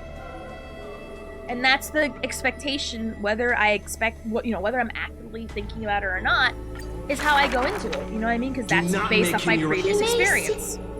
You know what I mean? I know it's not like that anymore. If I ever go back to Wuthering Waves, I will be already more happier than I was when I initially started, because, well, I mean, Wuthering Waves was on the floor. You have to actively try to do worse than what we experienced, and I'm talking about opening days of 1.0. Like, you have to somehow... I don't think Wuthering Waves has somehow gone below the standard of 1.0, which is bare to not. It's literally translucent. It's translucent. Like if I put my... You can't put your hand underneath it. It's just... You know what I mean? You just hit ground. So, already I know if I were to play Wuthering Waves, it'll already be a much better experience. Nothing in this world. You know what I mean? I used to be willing to spend hundreds of hours on games that were just okay, But as I got older, I gotten less tolerant of games that feel meh. Exactly, same. I only have such a limited amount of time. How are you doing, G-Day? We only have such a limited time in this world. You should enjoy things however you like it. But, I personally prefer not to spend it on mediocrity. Unless it's for the memes. Like, for example, I did play the GTA trilogy on the Switch when it first came out. I played it on purpose because it was bad. And yes, it was horrible. It was horrid. It was hilarious. It was a fun time. If but I this chose road that is for the easy memes, to walk, for the lols. then future generations... But, you know, just because I value my time doesn't mean everyone else will also value their time the same. I mean, to me, what I see as worthless, someone else will see as worthwhile based on their experience. And that's cool for them, as long as they acknowledge that that shit is mid to ass. But you know, a lot of people who loved Wuthering Waves, Rio included, I remember, we butted heads a lot. Where, you know, he loved Wuthering Waves, but I said I don't because that shit's ass. And it was ass. Now it's gotten better. But when it first came out, it was ass. Because why? Because I have a... I am sentient. You know what I mean? I'm not blind. I know good experiences from bad experiences. There is no opinions or different that will save something from being bad. Like, you can't say, if you give me a hot dog that has literal caca on it, I don't care what you say, oh, everyone has different opinions. No! That's caca on a hot dog. You don't you people have different experiences me about it? That has caca! That came out of a rear end of a human being. Like, I am alive. I am aware. I feel like it should be universal that caca on a hot dog is not good. I don't care how many experiences you had, that's universally bad. You know what I mean? And you can't both sides, oh, to each their own. No! To each their... No one should be eating caca to their own. You know what I mean? And that was ubiquitously the issue with 1.0 Wuthering Waves. It was caca. Now, caca with potential, obviously. But it was caca. A certain person praised the accents in Wawa, but they said reverse 1999 was bad because of the accent. I'm gonna be honest. I forgot reverse 1999 exists. Just because when I saw the trailer, it was very convoluted. And I'll be honest, I don't know a lot of people who even still acknowledge... I don't hear that name often. Also, it says a new chapter can be read, and I'm like, girl, where? Girl, where? It says here. I guess I'll click through them all until you run into it, I guess. But anyway. I don't hear that name often, to be honest. Oh, that's why. The story's... Oh no, from the trailer alone, it looked very overly complicated.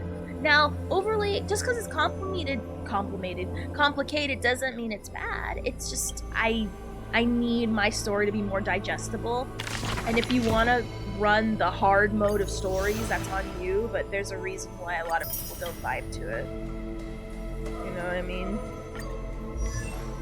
There's a reason why it's not well talked about. There's a reason why no one talks about it except the niche communities. You know what I mean?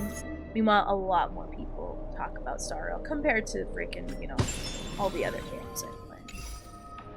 Alright, so how do I feel about the patch currently? So let us discuss. So, it was pretty. It was like in closing about this patch, the Herta stuff blows everything out of the water. Like, the Herta stuff truly sees it steals the show completely, and it is criminal. I understand why it's so short, but it is criminally short. Again, I understand why it's criminally short. I'm just upset I didn't get more, you know, of the Herta sections. Like, I get why, obviously, it's so little, because, you know, we gotta the Castris arc is a giant arc. It's a completely giant arc. So I get why it needs its time to, you know, grow and progress and end.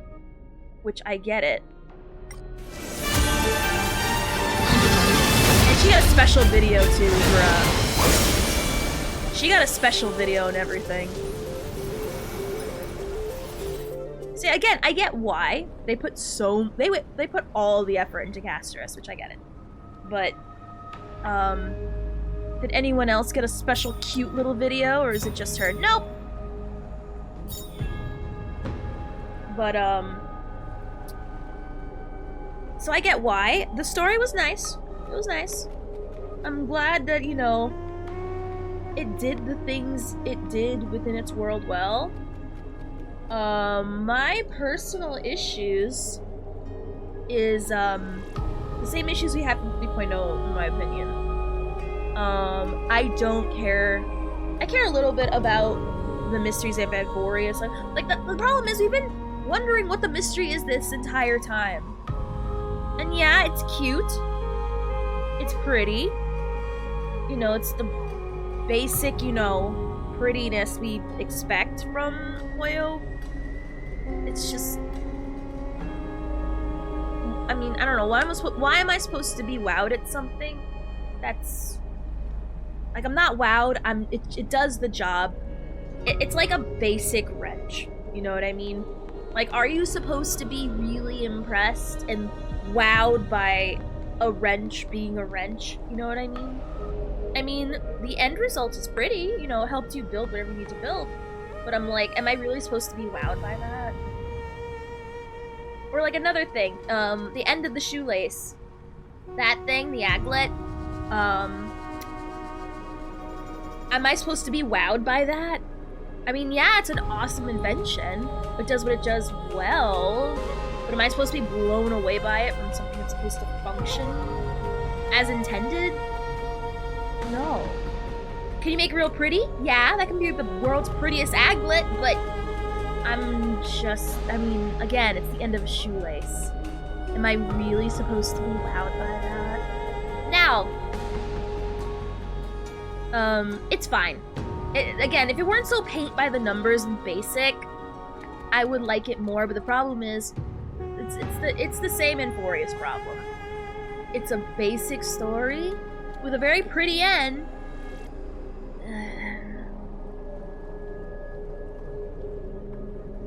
Like, Star Rail has made me expect more, and that's not the more. Beautiful ending, though. Very, very pretty. I liked it. Beautiful music, beautiful new area, but I'm gonna be honest, I like the music more than I like the actual story. Because that, oh my god, can we, like, listen to that music for a minute? Oh, wait, I think we got it, no? Hold on, can we actually go to the Astral Express and listen to it? Because that's a beautiful song. Like, holy Christ, that... Like, it's pretty. I can't remember the notes of it, I'll be honest. But god, Jesus, it's so pretty. I gotta... Let me see. Which one is it? This one? Is it this song? Definitely not.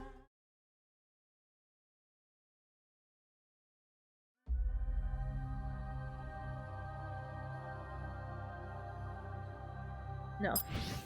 Where's that song? I need it. Hopefully one of these days they allow us to make a playlist of our favorite songs so we can, like... Yes! This one, yes. Hymn. It's called Hymn of Dawn. I love this song. It is... like, bruh. Like, bruh. It's so pretty. It puts you in, like... I like music that puts you in, like, a kind of... Like it transports you somewhere. And this is what it gives me, and I love it. I love this song. So, like, this is the one thing that transcended all of Enforius, in my opinion, besides Cipher. Like, oh my god, like, without it, Cipher and this song were my most favorite parts, personally. Because Cipher was such a breath of fresh air compared to the fuddy-duddy, like, basic or conniving or, like... Nah, I'm gonna be honest. I give the story a 5 out of 10. Because it's literally average. And Herta, like, gives it 4 points. So, it's a 9 out of 10 for me. Only because of Herta. But no, deadass, this story would be a 5 out of 5, like, genuinely. Because that's literally it's average, it's in the middle. It's not bad, it's not good, it's serviceable. And then Herta comes in and just saves the whole thing, and I'm like, alright. Like, you got me. Because I'll be honest, that story made me near catatonic, I won't lie. Except for the parts with Cipher. Because again, it's so basic. Like, you predicted everything so... It's so predictable and boring! Oh... I was hoping Anaxa would kill the flame chase. They didn't. That's too interesting of a concept. Like, just... It's... Like, you look me in the eye and tell me that that was not an average experience. A near basic experience. Which isn't bad. You know, for a lot of people, they have little to no standards, as we saw. Where, you know, they're used to, you know, gacha games going like that. But Star Rail is not that game. That's not that girl. So, no. The story, if it wasn't for the Castress bit, would genuinely... No, sorry, not Castress. The Herta bit is literally a 5 out of 10. It's okay. It's not great. It's not... It's honestly, anyone who says it's great is honestly just being... They're being way too generous. Or have, again, no standards. Because, bruh. I don't have high standards. I have basic standards. And that is just... Woof. Nuh-uh. You... no. No. That or they're Castress brained. Because I'll be honest, I think people like it way more because they show their wannabe girlfriend way too much. Not too much, it's her arc. Obviously we're gonna see more of her, but, you know. I feel like Castress artificially adds more points. And as someone who doesn't care for Castress and is looking at the story as a whole, I would say yeah. I would say, like, yeah. Like, Castress as a whole, if you don't like her, she's not gonna do much for you. She's not gonna be moving needles. So that's why, if I don't like any of the characters, I like Anaxa vibe, but honestly, he's not a major player the way Castress is, so obviously I'm not gonna see as much of him as we will, obviously, Castress. No, it is not. No, it is not. I think you're overly praising it way too hard, and I think you're Castress brain. There's no way it's the best story arc. Nuh-uh. The best story arc and oh, no, at that point, now I know you're just blinded by bias. And not, like, genuinely just... It's okay to have a favorite. Like, if it's your personal favorite, that's fine. If it's your personal best, that's great. But, like, objectively, no. I will say, though, it is one of the better ones, but not the best one. Not by any metric. Is it one of the top ones? Oh, yeah, sure. Of course. Like, for example, her character, what is it? Oh my god, how do you call it? The animated trailer. I love... No, you're being very biased. You're being very biased, I can tell. Because as someone who doesn't care for Castress, I feel like I'm coming from a neutral point. I'll be honest though, I was hating her, but this patch genuinely brought me back to being neutral. Because I'll be honest, Castress is way better in this patch than she was in the previous patches. Because the previous patches, she sucked. But this one, I'm like, okay, I'm on your side again. So it's like a literal reset. You know what I mean? So I was finally coming in like, okay, I'm open-minded. I'm ready to hear you out. And I heard her out, and it was okay. However, her her animation, oh my god. That was beautiful. I'm gonna be honest, that character, that animated trailer, did way more for me than any of that story. You know what I mean? Firefly. And again, we still don't, like, her story is still left open to be expounded upon, but her shit was way better. You know what I mean? Way better. She is one of the top ones, though. She's way better than Akron, I can tell you that much. Holy crap. But then again, we don't know a lot about Akron. But I already like hers way more than Akron. Akron was just insufferable. The whole way through. But cool. Not the best, though. Because everyone had some development in some way or form. You know what I mean? But... And Fireflies, even though we have yet to see her quote-quote develop, that's stuff for down the line, which her story was already great. Even without that. And imagine getting that in the freaking story later. Okay, first of all, you're comparing, like, the finest wine to, like, the box clearance stuff. Oh my god, I'm gonna be very upset. Oh yeah, by the way, thank you for touching that, because I completely forgot. I will dock 1 point. I'll be, instead of a 9 out of 10, it's an 8 out of 10, because the voices, oh my god. Can we talk about that for a minute? Like, I understand, again, we know why the voices aren't there. We get it. We understand. It's valid. Well, the reason's not valid, but, you know, the understanding is valid. There were so many moments in the story that were genuinely killed that would have hit harder if it weren't for those freaking voice actor strikes. Like, if I heard Kafka and Firefly's voice, I would have felt something, like, really deep that would have taken it from, like... It would have probably been a 10 out of 10, maybe, if we had all the voices. Because that... like, that part at the end where we saw all the memories, and you hear all the voices of our friends, both past and present, just... that... Like, again, it's not the dev's fault. It's not... Like, this, you know, this isn't their fault. It sucks. And no, I'm not gonna hear switch to a different... No. That doesn't circumvent that it shouldn't... That's a problem. You know what I mean? It's like saying you hate the way your country is, just move. Move to a different country. It's like, okay, sure. That shit ruins the scenes for me in which ways I clearly can't put into words.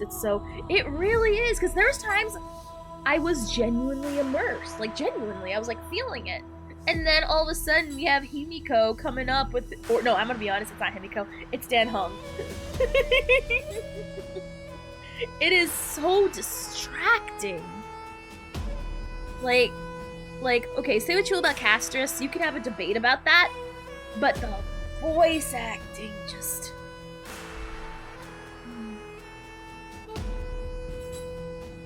The voice acting in it was really good, though. Regardless, a wise man once said, you can't tell someone how they're supposed to feel as long as you can explain yourself. Then nothing matters. True. But the voice acting thing, that is like the largest... Go in the corner, pilot. The voice acting thing makes me angrier. Like, with every patch, I get angrier and angrier because I feel like Emphorius, it's not doing itself any favors, but I feel like the VA, it's a larger victim of the VA strikes because, you know, Emphorius may have its missteps sometimes, but it is unfair that, you know, when it does have its beautiful moments, it is cucked by the lack of VAs. Like, genuinely. And I am upset by that because there's times where this story was so beautiful. Go in the corner, pilot. This story is genuinely beautiful at times. Like, that part, specific, again, like I said, the character trailer, which we saw on YouTube already. Not the character trailer, why do I keep calling it the character trailer? It's the animated short. I love that. The animated short is truly the most beautiful thing out of the whole story. Point blank period. I felt more, and we already saw that before the patch came out, or before this stuff came out already. So it's not really, I don't know. It's not really a thing that's. It's not really like. I'll count it as part of the story because they put it in the game, so it's a part of the story. So it counts and it's beautiful. That is the most beautiful. That is the most I ever felt for casters ever. Like that was genuinely amazing. And then building on top of that was nice too. But again, average. Saying it's great is overcompensating for the fact that 3.0 was so bad. Anything looks great. It's like standing next to the ugly girl. I mean, you turn an average girl to a beautiful girl when you stand her next to an ugly girl. However, there's time. Like the problem is, I'm just mad that the VAs robbed the beautiful moments that would have turned Emporius from like a 5 to like a 7 for me personally. Because I really the voice acting pisses me off so bad. Like that. I'm gonna be honest. That's the biggest stick up my craw about all this. Just, I hope it's solved soon. You're gonna head out. Have a great one. Thank you for being here, Gayfish. Have a wonderful day. Like genuinely, I want the I mean that's a separate issue that nothing can help. I wish we got the Acheron voice line at the end. I'm gonna be honest. I hate that Acheron is there and it pisses me off. The less I see of Acheron, the better, because her being shoehorned into stories where she doesn't feel necessary is feeling really extra. She's not helping the I'm here because I am a Nepo baby of Raiden May allocations. It literally made no sense. So, but regardless, that one throwaway part I kind of already forgot because she felt very irrelevant.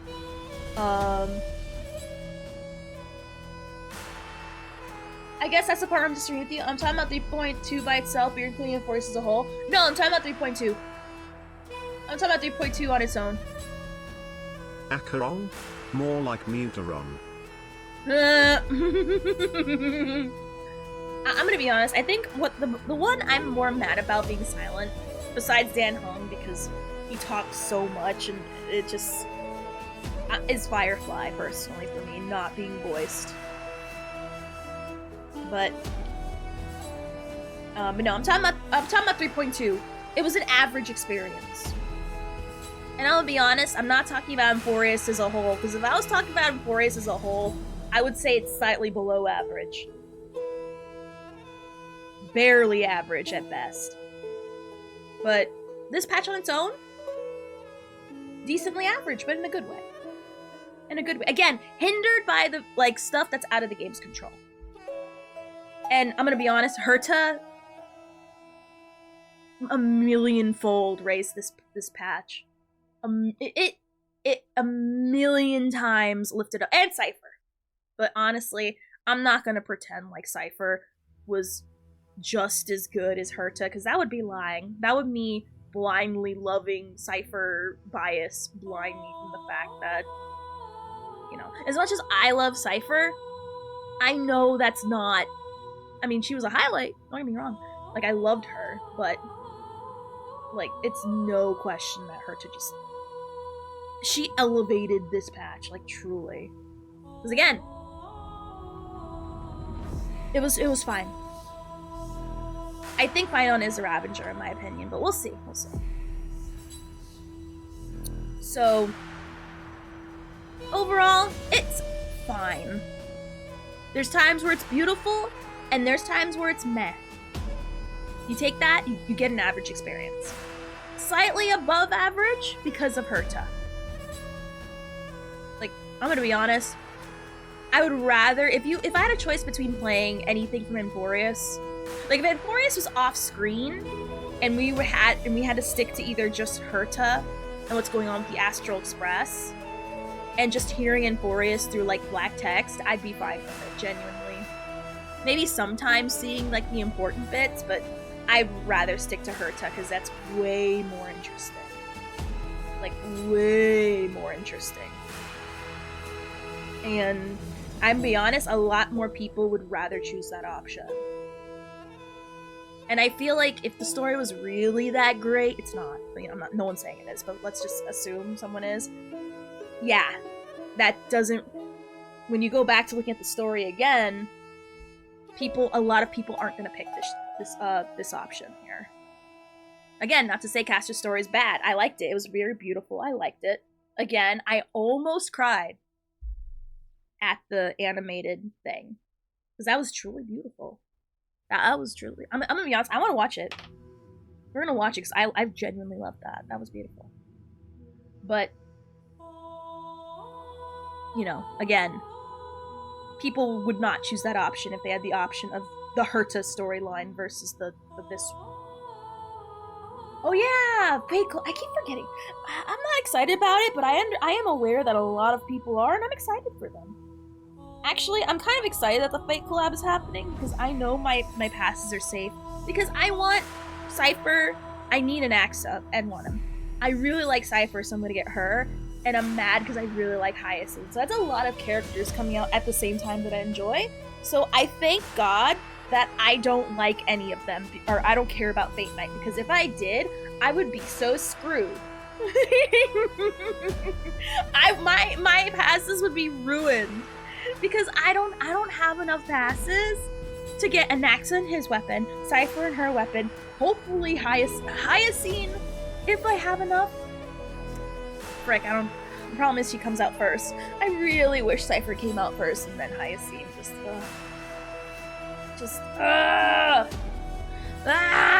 Bruh! I know nothing about Finon, so I have no idea, but I'm gonna be honest. I don't like him in the story so far after that horrible debate speech, which I'm gonna be honest. I complained about it before, but I'll say it again. The Finon speech moment is part of the reason why this wasn't the best arc. Like that takes away points just alone, just from how stupid it was. Because that wasn't a debate. That was a child going up there and name calling, and people going, "Yeah, they're right. They do smell and they have fire pants when they lie." Like, just no, like, don't have time for that. But luckily, I don't care for the Fate Night collab, so luckily, I'll be okay. I'll be okay. You know, if we get stuff for free, cool. I'm not gonna sweat over, you know, those characters, and thank God too, because my poor passes are gonna go through. They've been enjoying a lot of rest, skipping all these characters and going for reruns, but they're gonna go through a trial soon, and hopefully I pass. So let's genuinely, like, for real, because I'm in the mood for it. Let's look at the Castress animated thing, just because I want to experience that again. All right, let me just. Let me put it right here.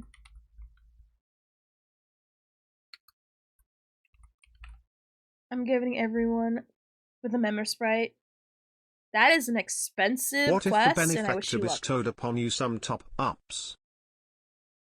That'd be cool, but they're not gonna go towards Castress. They're gonna go towards all the people I actually want.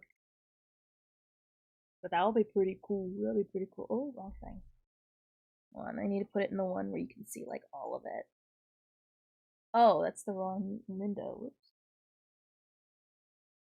Oh gosh, you think I know how to do this before? What speech? About what? I stood on business a lot yesterday. With a lot of things. So you gotta be more specific. We went over a lot of things. Alright. After the Castress thing, though, after this, I gotta experience this. This is beautiful. I don't want to die. Please, I'm begging you, just let me go. Oh, we saw the Hyacinth animations. Die, please. It's I beautiful. don't want mercy like this. I love it. It's so cute. Not beautiful. It's cute. I don't.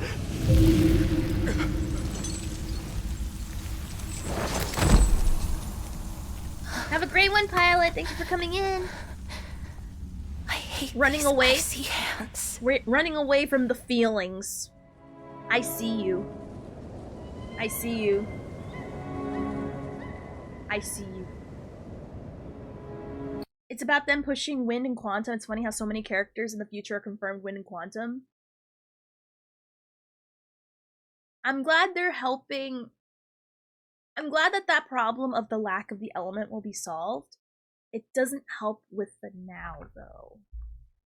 And that's my personal issue with the new modes being so kowtowed towards those elements. Because yes, we need those elements, that is true.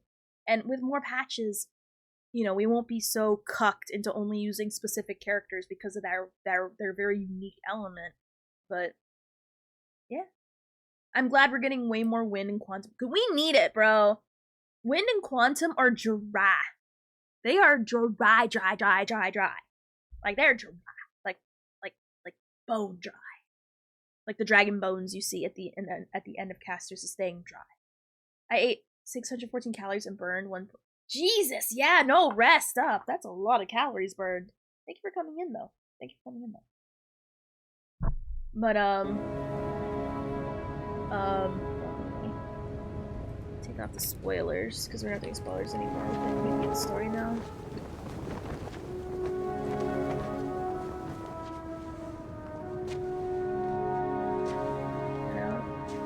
Wait, I need to see this. This is beautiful.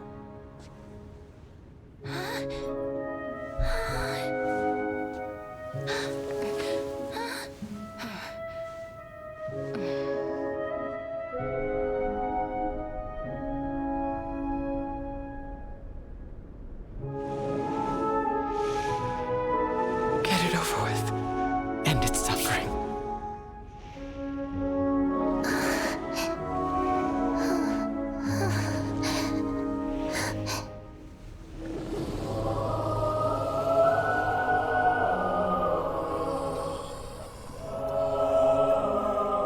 The Reaper has blessed your hands. Only you can grant them peace.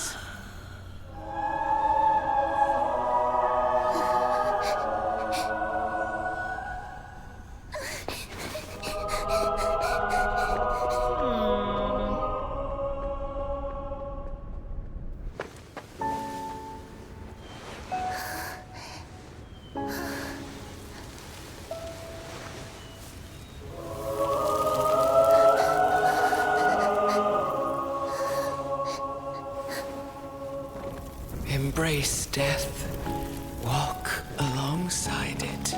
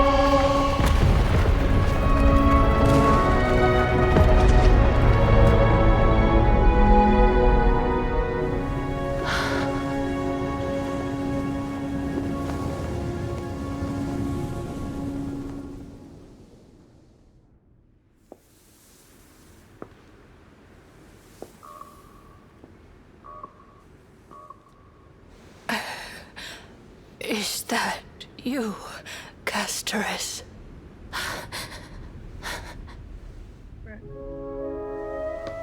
All of them have gone, heeding death's summon, crossing into their domain. I must go too. I don't fear it, just I have some regrets.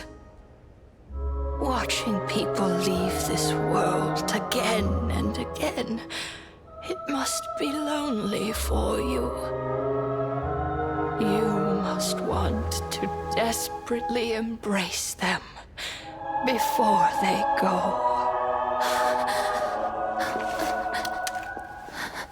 I can't. These hands, they're too cold.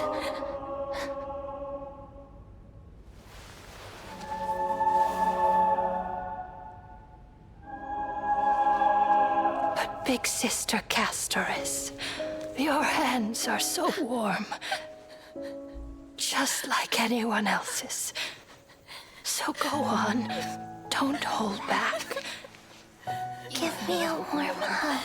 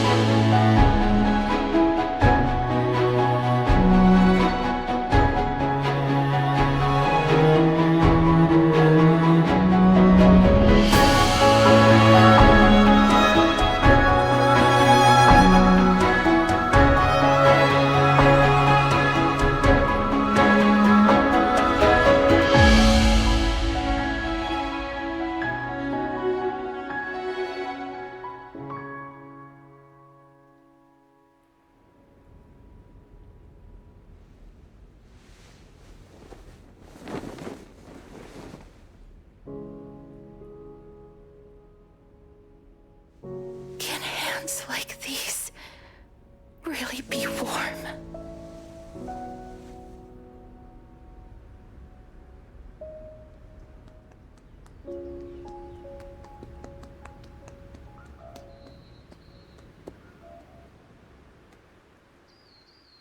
Bruh.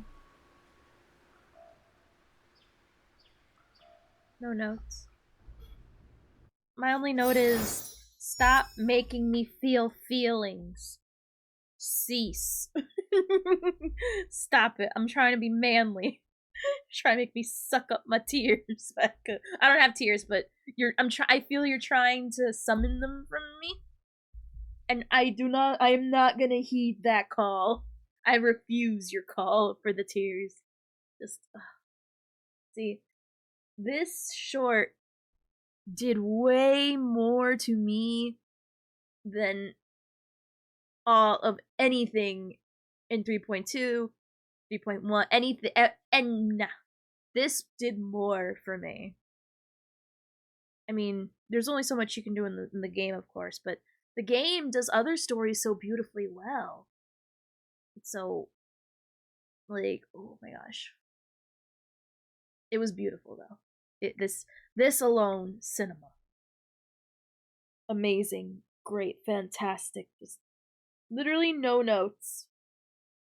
It's beautiful, it gets across what it does well, and then once you've beaten the story, you learn, like, I understand the meaning of the deer now. Because, we learned that she is not a goddess of death.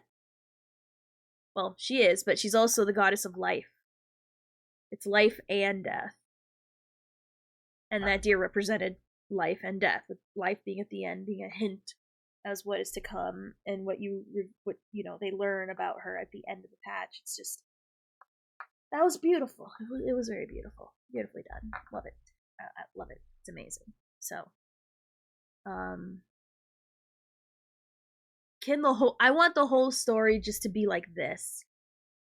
I entirely like this, not bogged down by the really stupid flame chase. And Aglaya's ugly mug just being shoehorned in. And whatever Finon's stupid debate, well, that's not even debate, that's just name calling, for like 5 minutes and then leaving. Just for people to go, yeah, he had a point. She does have a stupid nose.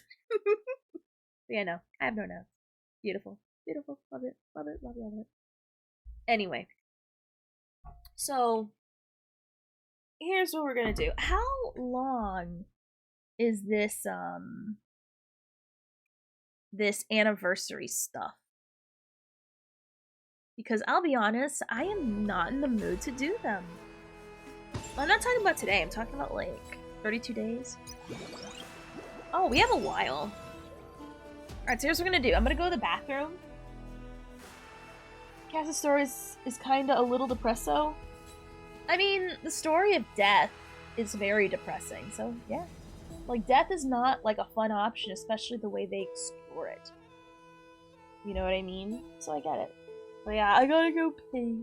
I don't want to play Kingdom Hearts today.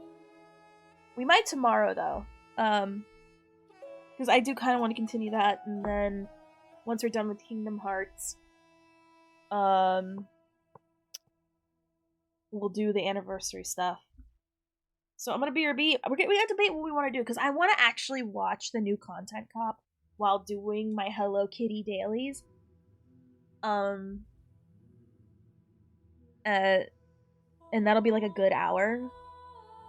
And then whatever time we have left, we may or may not do more revivals. That's like, I'm trying to like mentally like map out what we're gonna do, because I don't want to do Kingdom Hearts today.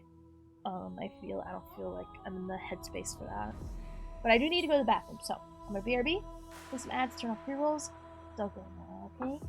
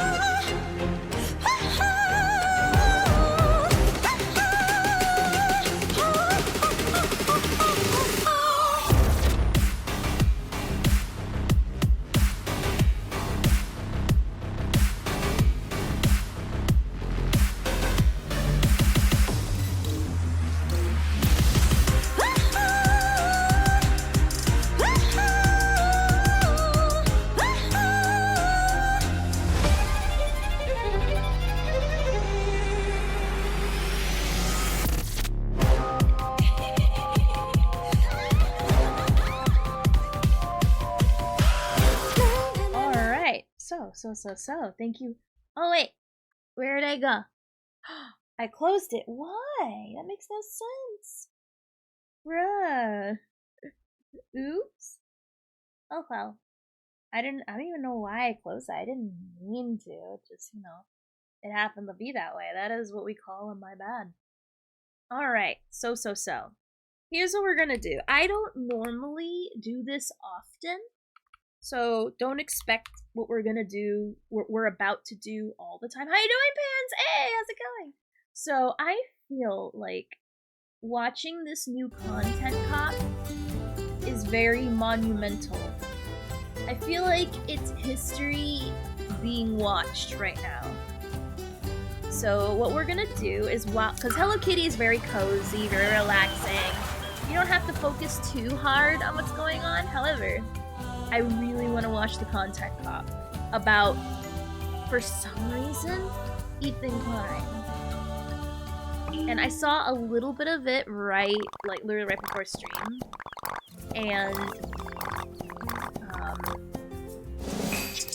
I don't like what I see.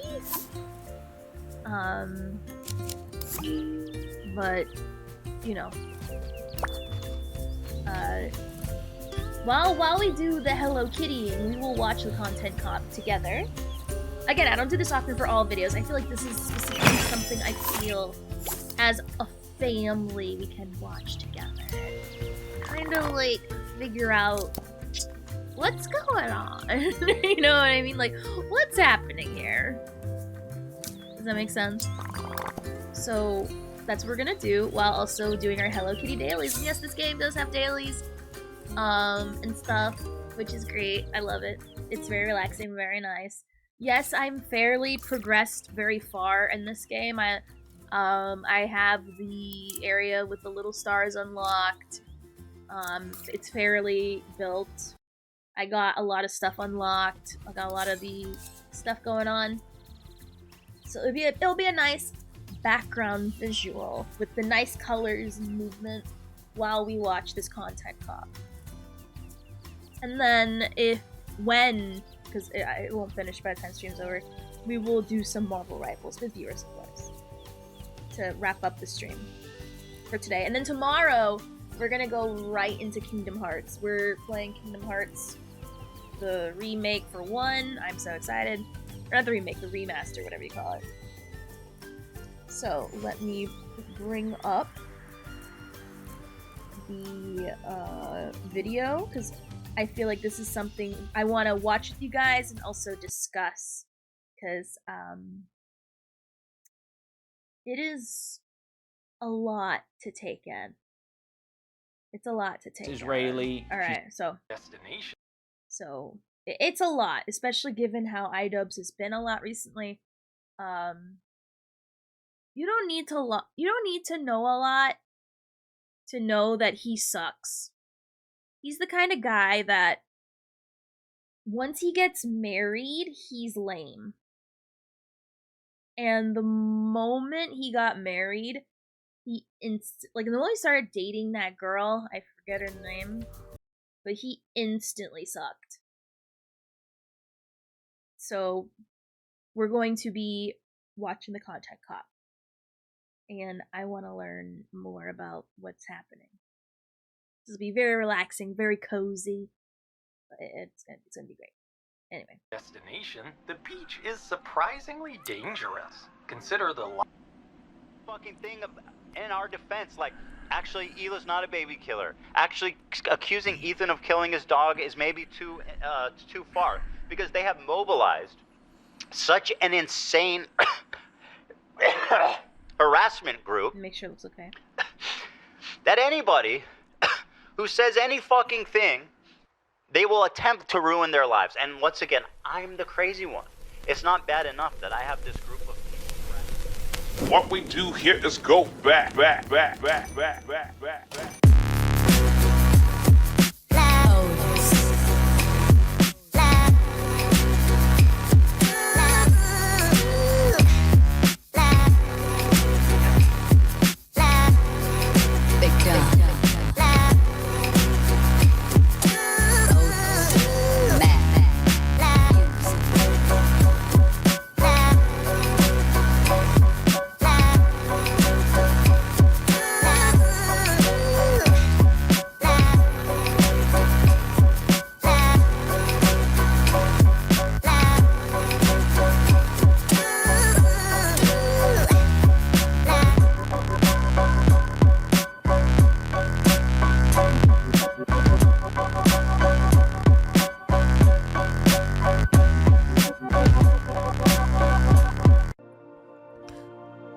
What's up, everybody? I'm Hassan Piker, and this is the Awesome broadcast coming to you live from a cloudy day here in California, Los Angeles. We're live and alive, and I hope all the boys, girls, and MBs are having a fantastic one because today's a beautiful day. I have a very important announcement. I've finally done it. I watched Ethan Klein's Content Nuke, and I'm not going to call it Context Puke as I normally do because the reality of the matter is it was brilliant.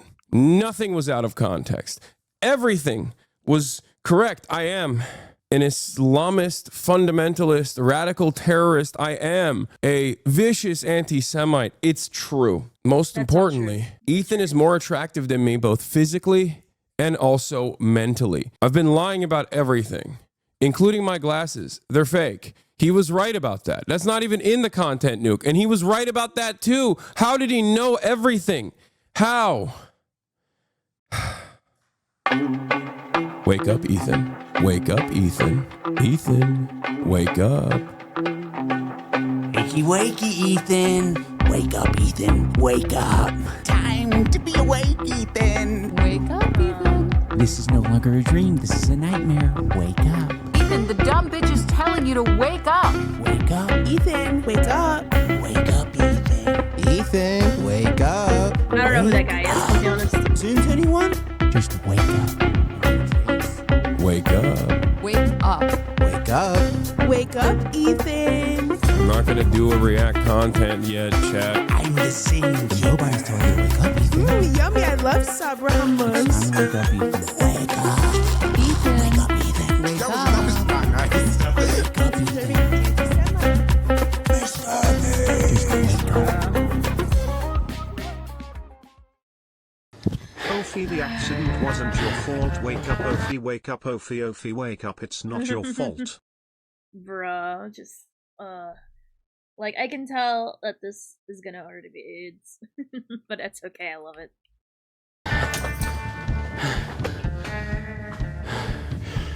I was like, hey, Key, how your game's going? Hopefully you're winning all of them. Alright. I didn't plan on making a content cop on H3. It sounds very stupid even saying that. H3 content cop, iDubbbz. Ethan Klein's out of control. And then you should do a content cop on Hassan Piker. That's, oh my god. That's iDubbbz. I'm gonna be honest. He got old. He's one of the few people that looked really young. And then, like, in an instant, he looked dumpy old. Like, it's hard to describe, like, the amount of old he got compared to how he used to look. Like, oh, holy Christ. Like, it's just like a snap of the fingers, boom. But yeah, that's Content Cop. And he's back, and he's doing it on H3H3. And he's aligning himself with the biggest morons of the internet. Which, for those who don't know, I can't stand Hassan Piker. He is a guy that uses word diarrhea, and big word diarrhea, the worst kind, to assert that he's right, when really he's just... People only think... He's only as right as his good looks are. Like, he's only as right as how cute he is. And that's it. He's a moron. Like, for real. Like, he brings up... He's the walking Chewbacca defense. Don't like him, can't stand him. Especially the people around him who surrounds himself with. Very hateful person. I don't like people like actually genuinely being hateful. Actually pisses me off because that's so stupid. Like, bruh. Like, the only thing to hate is like fictional stuff and, you know, silly things. You know, can't stand the man. And iDubbbz decided to align with him, and this is the video about Ethan Klein exposing him for what? I'm not sure. That's why I want to see it, because I'm very fascinated with what he has to say, because, like, what can you say about Ethan? You know what I mean? I don't understand. Like, I feel like he's going out of his way, and it's gonna cost him his career. Well, it's not gonna cost him his career. I'm gonna be honest, his wife already costed his career, but he's gonna, like, snuff out whatever was left. So I don't understand what this is. This feels like a public self-execution. Content cop on Sargon of Akkad. If I would imagine this in 2016, I would have been like, oh yeah, if I ever do that, it's gotta be because I lose the plot. Well, it turns out it's not me losing the plot, it's Ethan. He's the one who fucking attacked first. My good fucking friends who I stood by after all these fucking years can't find a spine to speak up. So go fuck yourself. I agree. All right, guys, I'm going to tell you a story about Ethan Klein. I know some of you have been following him, but there's a lot of people who might not be familiar I did not know that was a with thing. the background, with his podcast, with what's been going on over the past couple of years. So Ethan, as you know, is a content creator who has a podcast I feel like I need more where he says context all than that, sorts of but- outrageous stuff. Sometimes it's fun, sometimes But- it's fucked up. He's had shows with all I'll sorts reserve of different judgment, 'cause I feel like there's controversial more characters. context. There's a He's lot had of a show context with Trisha Paytas. He's had a show with Hassan There's some Piker. games that In do doing have so, that he's end up gathered turning a out ton to be of great. different audiences. But- Now, in his podcast with Hassan, Leftovers, they I don't would know. mostly talk about surface level progressive shit and make fun of right wingers. And you're telling me he didn't flick their dick once at least? Oh, that's 100 shavers. You trans women. I say, oh no! And it was mostly that until they actually had to reckon with a very serious topic. I would say that Hassan was very well equipped to talk about that topic. Palestinian people. So what I'm understanding is that Hassan is Aglaya and iDubbbz is fine on with saying they're so nice and generous and smart and funny and have a giant bra size. Is this what we're gonna watch? Literally fine on, because remember the fine on speech? I feel like this is giving fine on giving an hour's worth of just sucking off his friends and calling his opponents meanies in no less certain terms. Oh no, I didn't know.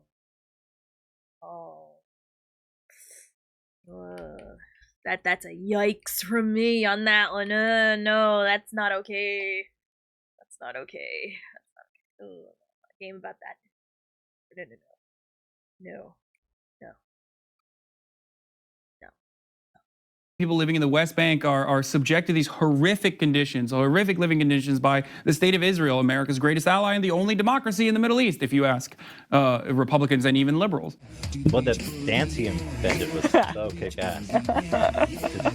Israeli settlers are trying to evict Palestinian families in occupied East Jerusalem. The United Nations says that may be a war crime. It literally is. I was just eating the toppings, and the pizza looked like a burn victim. It was all disgusting. I don't know if you can make that joke in 2021. Why? It's insensitive to burn victims. I think it's a good analogy. It's a powerful image. Ethan was not prepared for this. Ethan, the whole time, is more of the goof guy. And that's fine, you know, we don't expect Ethan to be an expert on the topic. Ethan was obviously caught in this tricky situation where he is extremely sympathetic to the Israeli cause and what's happening to them. His wife's Israeli, she served in the IDF. He obviously likes the state of Israel. On the other hand, he's just got done capturing a massive progressive audience who are very politically savvy. They follow Hassan. Hassan is strictly a political streamer. So this is something they're very keyed into. So when they see Ethan say things that are just like not accurate and it's just propaganda,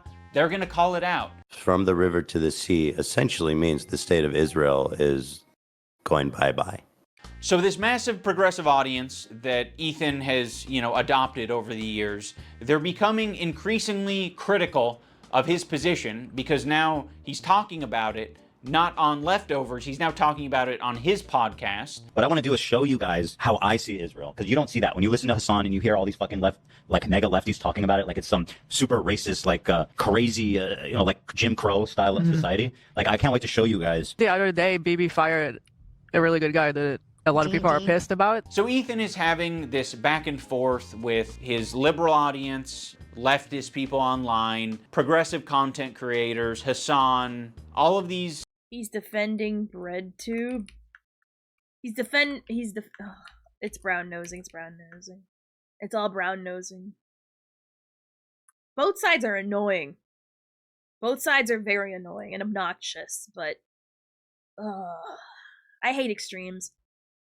I know it's a funny thing to say about hating an extreme, because, you know, hating itself is extreme, but, like, genuinely, it's so annoying, because they're insufferable.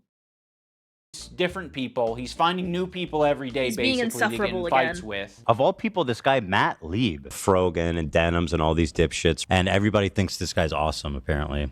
Even though he looks like Millhouse, fucking dork. Denims, by the way, was the real villain of the video. Evil, hateful fucking... And I'll say it and I'll double down on it. And people... Oh, no? Did I not go there? And it's all culminated, at least for my story, in Ethan burning bridges with people until he burned the bridge with me. Since Ethan and Hassan's falling out, I've been keeping to myself mostly. I don't have many nice things to say. Maybe if Ethan's able to get some help, maybe if he stops harassing other creators, maybe if he does these things, eventually he'll find peace and we can like rekindle our friendship. So that's been my approach. I've occasionally thrown a joke Ethan's way in the form of Hassan Piker versus Ethan Klein for boxing. I like iDubbbz. He's a good guy, but I don't like this stupid. It's not a fucking petty beef. It's like, this guy is evil and he's doing anti-Semitism. And also he's way out of my weight class. He didn't like that, but fucking sometimes you gotta just throw something out there.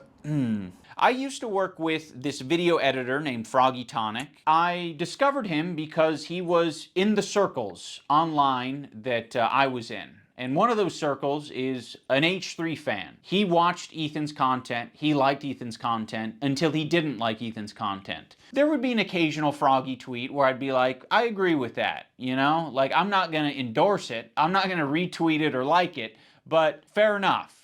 I guess I just missed my old friend. Some wings are too bird feathered colored. Now that brings us to February 28th of this year. Now, my former editor of a year and a half ago did say some truly mean shit. He called Hila the C word. He said they're trying to kill their dog with cheddar cheese and a bunch of other shit, I'm sure. Ethan, at some point, discovers that iDubbbz's former editor says this horrendous shit about him and Hila. But no one's asking the question, where does Ethan get this information from? You see, it would be very obviously a problem if Ethan was discovering this content by scrolling through Twitter looking for something to upset himself with. He has maybe set it up in such a way where his employees feel the need to send him this information. And that would be horrible. They shouldn't be doing that. They should be sending you things that are entertaining for your show that don't fucking trigger the hell out of you. Why is there so much work being put into discovering this guy on Twitter who... I'm already hating this because he is coming off, like, he's exuding all the characteristics of why people don't like him in the first place. Very holier than thou, very preachy, which makes sense with the crowd he likes to associate himself with. Very, you know, of the high road, even though he's taking the lowest road below dirt possible. Just being very no one likes a holier than thou person. And that's what he's exuding, and it's so pretentious.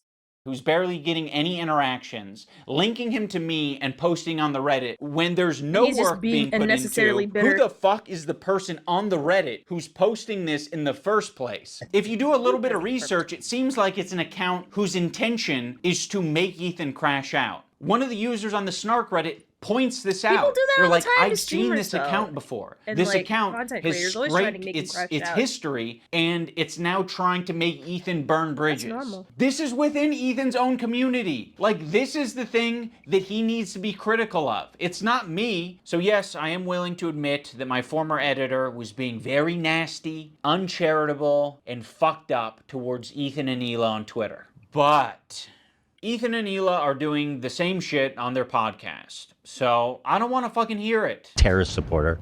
The CEO of Twitch. Pedophile. Now I'm going to watch and respond to the two podcast streams where Ethan and Hila call us spineless cowards. Anyway, this guy was saying shit like that Hila's a Nazi, that she kills kids, that she went on like, she's a IDF baby killer, all this types of shit. And that's showing up right up on us Nisa's and iDubbbz's feed. My good fucking friends who I stood by after all these fucking years can't find a spine to speak up. You know why? Because they'll get murdered. You don't know what's on my feed. What the fuck is happening? For all you know, I only use the For You tab. For all you know, I only use lists. For all you know, I'm seeing these things tweeted out by my editor of a year and a half ago and saying, God, all his that is points nasty. could be used against I'm just not himself gonna throw and someone away disprove everything he because just said. they're having a Not disprove, parasocial dispute weird everything moment. he said. Just like I'm not gonna throw Ethan Klein away because he's having a parasocial weird crash out. How many women I fucked? Hassan, by the way, thousands. Yeah, thousands. Let me ask Galia. These shoes do not go. I'm It's sorry. his show. He's allowed to do what he wants. Hassan's the type of dude who Just like how watches himself Hassan's in the allowed to mirror do when all he the has stupid sex. stuff he can. Watching me on a 30-second delay get it. on What's- your stream. what's the Wait, that's what issue? I'm. Wait, how does he know I'm watching? It's okay already? if Because you we've have been talking shit about it for the last 5 said, minutes. but, like, It's not a fucking he's petty trying to beef. make it It's seem like, like a this guy's holier evil and he's fight doing than what it really anti-Semitism. is. These shoes do not go. I'm sorry. There are many people, I'm I hate sure, holier who than have people. unfollowed Genuinely, you they're so- for the things that you've said and done, and I'm sure there are even more people who have stayed following you because they don't want to throw the baby out with the bathwater. They don't want to throw someone away because they've had some hard moments. We're all fucking human. Like what I My did to good his fucking community, friends who his I own stood fans. by after all these fucking years can't find a spine to speak up. You know why? Because they'll get murdered. And what you're saying to me is that I'm a bad friend and I'm a piece of shit. I'm spineless. I'm cowardly because I am following someone on Twitter. Because they have mobilized such an insane harassment group. It's not bad enough that I have this group of people harassing me and everyone in my life. It's that people outside of this group, journalists, creators, are actively participating in this gaslighting to make it seem like I'm fucking crazy. I mean, I don't know what he's getting at here. Like, yeah, people are gaslighting you. A lot of people gaslit me when I apologized. That was actually like the #1 type of harassment I got, was people gaslighting me and taking my newfound woke ideology to its extreme. I probably done and stood by iDubbbz and Anaxa more than anybody. I've stood by them when all the internet hated them. I don't like that Ethan brought this up because it makes the relationship feel very transactional. Like, you know, we're just meant to support each other online despite our own personal morals or principles. But I'll say this, I don't think they're fucking any friends of mine. And certainly I don't think they're any fucking friends of mine based on the text conversation I had with them too before I even talked about it. So I have nothing. I don't need any fucking halfway friends, man. I thought the text conversation that I had with him was very empathetic. I basically just said, like, I know you and Hila are experiencing a ton of harassment, and I essentially empathize with that, and I think there's something positive to get out of the conversation. But he refused to talk on the phone unless I was willing to publicly say something about my former editor and denims. As much as you don't want halfway friends, I also don't want that kind of halfway friend. I don't want someone who's going to give me like an ultimatum to have a conversation. Could you not say something when this Hey, is like, Brokey, imagine nice. like one of you guys is like, Hassan actually wants to open go to one of their- Israel, one go of to their Gaza chests so he in the can world. I strangle love it. Israeli babies or some shit like that. I'd be like, you imagine me not saying something. You're trying to make a one-to-one comparison where there isn't one. This guy that I follow on Twitter is not in the same relationship as you and one of your current employees who is streaming with you 3 days a week, 3 hours a day for the past 10 years. At one point during the stream, Ethan and Hila bring up Adam McIntyre. Now, Adam does basically the same thing as my former editor. He's critical of Ethan and Oh, Hila, he was a former and editor. I didn't know that. he is sometimes uncharitable and nasty towards them. Adam McIntyre needs to just like disappear. That guy is a piece of shit, like Is he gonna of the threaten actual lowest order. violence, please? I never even stood by him when he talked bad about Trisha having a kid and called him like the spawn of Satan. He was supposedly on our side. I would never even co-sign that. I was Well, disgusted actually, by you- that statement too. I remember never when said he I- called her kid the spawn of Satan. I never said anything And like I was that. supposed to be like cheering on, but I wasn't gonna cheer that on. That's Why disgusting. do we forget that he called her children, which is something we would never do, the spawn Never. of Satan? It's disgusting. He's And a I piece mean, of shit of a human. it's just incredible who ends up being the good guys in this story. You know, it's really something. Unfortunately, they never made a statement. They never said that they disagree with his statements about Trisha's baby until it's useful. Like, what is it, 3 years later? Like, I mean, you're talking baby's about already it like you were 3? aware of it at the time and that there was some amount of pressure or enthusiasm for you to get down with that. And what it sounds like to me is that you did see it at the time and you were like, ooh, I don't like that. And you didn't endorse it and you didn't fuck with it. Huh. It's almost like that is a fucking identical situation to me. It's just incredible who ends up being the good guys in this story, you know? It's really something. So yeah, the reason I'm bringing this up is because they're trying to like paint themselves as the good guys, and they're saying like, yeah, we strongly disavow things that are said, even about our enemies. We are the most immoral people on the internet. Unlike Ian and Anissa, who are fucking keeping to themselves. Also, why the fuck does Olivia get the pass? What a fucking asshole for putting you in that position, Olivia. You're friends with him. And you don't have to say anything, but like, what a fucking piece of shit. What a bad friend to put you in that position just for some fucking clout. It gets people angry at you, like, oh, how can she be friends with him? Which is total bullshit, okay? Olivia did not do anything. And I want the pass. Do I have to be an employee to get that treatment? Because then you'll just see me as an ally? Or is it because Ethan is afraid of wrongful termination accusations and lawsuits? And also, I don't mind putting my friend Olivia, who's apparently my real friend, in a terribly weird, fucking uncomfortable situation where you end up getting hate for no reason. Also, don't frame it as like other people making it hard on Olivia. You're making it hard on all of these people. Please acknowledge your role in this whole fucking thing.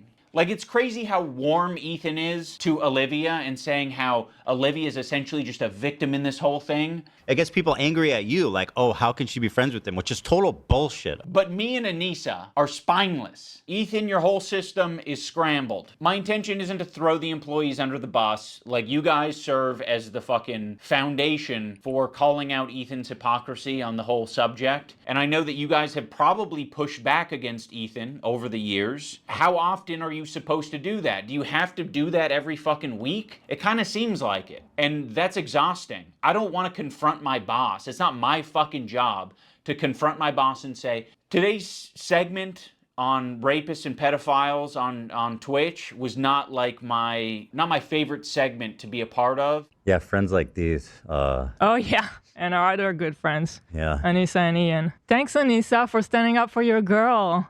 I actually stood up for you so many times, because like, why would I not? It was crazy. Yeah, why would you not? I mean, if that's truly what you believed and you weren't just going to use it later. Of course I was going to stand by you. That's insane. It's absolutely insane and disgusting. But now you choose to hang out with people that would have a problem with you if you defended me. I'm not going to assume that Hila knows, but I'll say it for anyone who doesn't know. Anissa is half Lebanese and half Irish. For anyone unfamiliar, the Irish have been on the receiving end of a lot of oppression and genocide. On the part of the Lebanese, they've received a lot of oppression and attacks from the IDF. So Anissa is very well familiar with the propaganda and the shit coming out of Israel. Choosing now, out of all the times, to be like, please defend me. No, we're not gonna fucking defend you. Rudy was saying that Palestinians are taught at 2 years old to kill Americans. Do we have that one? I mean, Like, just the other day, BB fired a really good guy that a lot of people are pissed about. He looked mean. I thought he was mean just because he looked mean. No, it's not. So yes, you caught us. We're not gonna run to your defense when, I don't know, we follow people. We be following. That's one fucked up thing that you can say about Anissa and I is when we're on Twitter, we do be following. So, the problem. Okay, if you want to hang out with those people and have no spine and not stand up for another girl that stood up for you, enjoy your new friends. She's friends with people like Denims. I know. Yeah. Which I'll she's show. friends with Denims Denim. is actually participating in this whole child protective service lie. Yeah. Which I'll and if show you you're guys friends with them, then you're seeing what they're saying. You'll notice that Ethan and Hila start talking about this Denims character. Originally, the complaint was about my former editor. He's been chatting shit about Ethan and Hila for the past year at least. They only care about it now because I guess it was spoon-fed to them via their Reddit that's clearly looking out for them. Now, I'm not going to sugarcoat it. We are friends with Denims, but I would say it's the same level of friendship that we had with Ethan and Hila. It's like kind of an internet friendship. We think that she's a good person like we think Ethan and Hila are good people. Kind of a tricky situation. How can you possibly think that they're both good people at their core? People can have crash out moments. People can say things that they don't mean. People can say things because they want internet clout and attention. I don't know, I think they're both probably guilty of saying things that they don't mean for internet clout and attention. Right now, one's a little bit more fucking nasty to me than the other. I just don't see how you can be my friend and also be friends with someone like that. Well, you can't. So I already forgot about you. I actually have a lot of friendships that are kind of that way, where it's like, you know, one of the friends doesn't fuck with the other friend, but there is someone in the middle who kind of fucks with both of them, but separately. Yeah, there's a lot of friendships that are like that. I'm not gonna make you guys like meet up and kiss or anything. I get it. You guys are in fucking... You're either my best friend who's deep-throating me to the base of my cock, or you are Satan. You're the devil. The last thing I said to Anissa, we were texting before I ever talked about it. She's like, I don't care about this guy. He's a nobody and, you know, blah, blah, blah. And I said, well, then you'll have no problem publicly denouncing it, right? Mm-hmm. And then from there, the conversation ended. She never replied. Ethan, you can't even phrase it in a way that doesn't make you sound like you're being coercive and shitty. Well then, you should have no problem publicly denouncing it, right? Does that sound like a friend? It kind of sounds like something a powerful villain would say.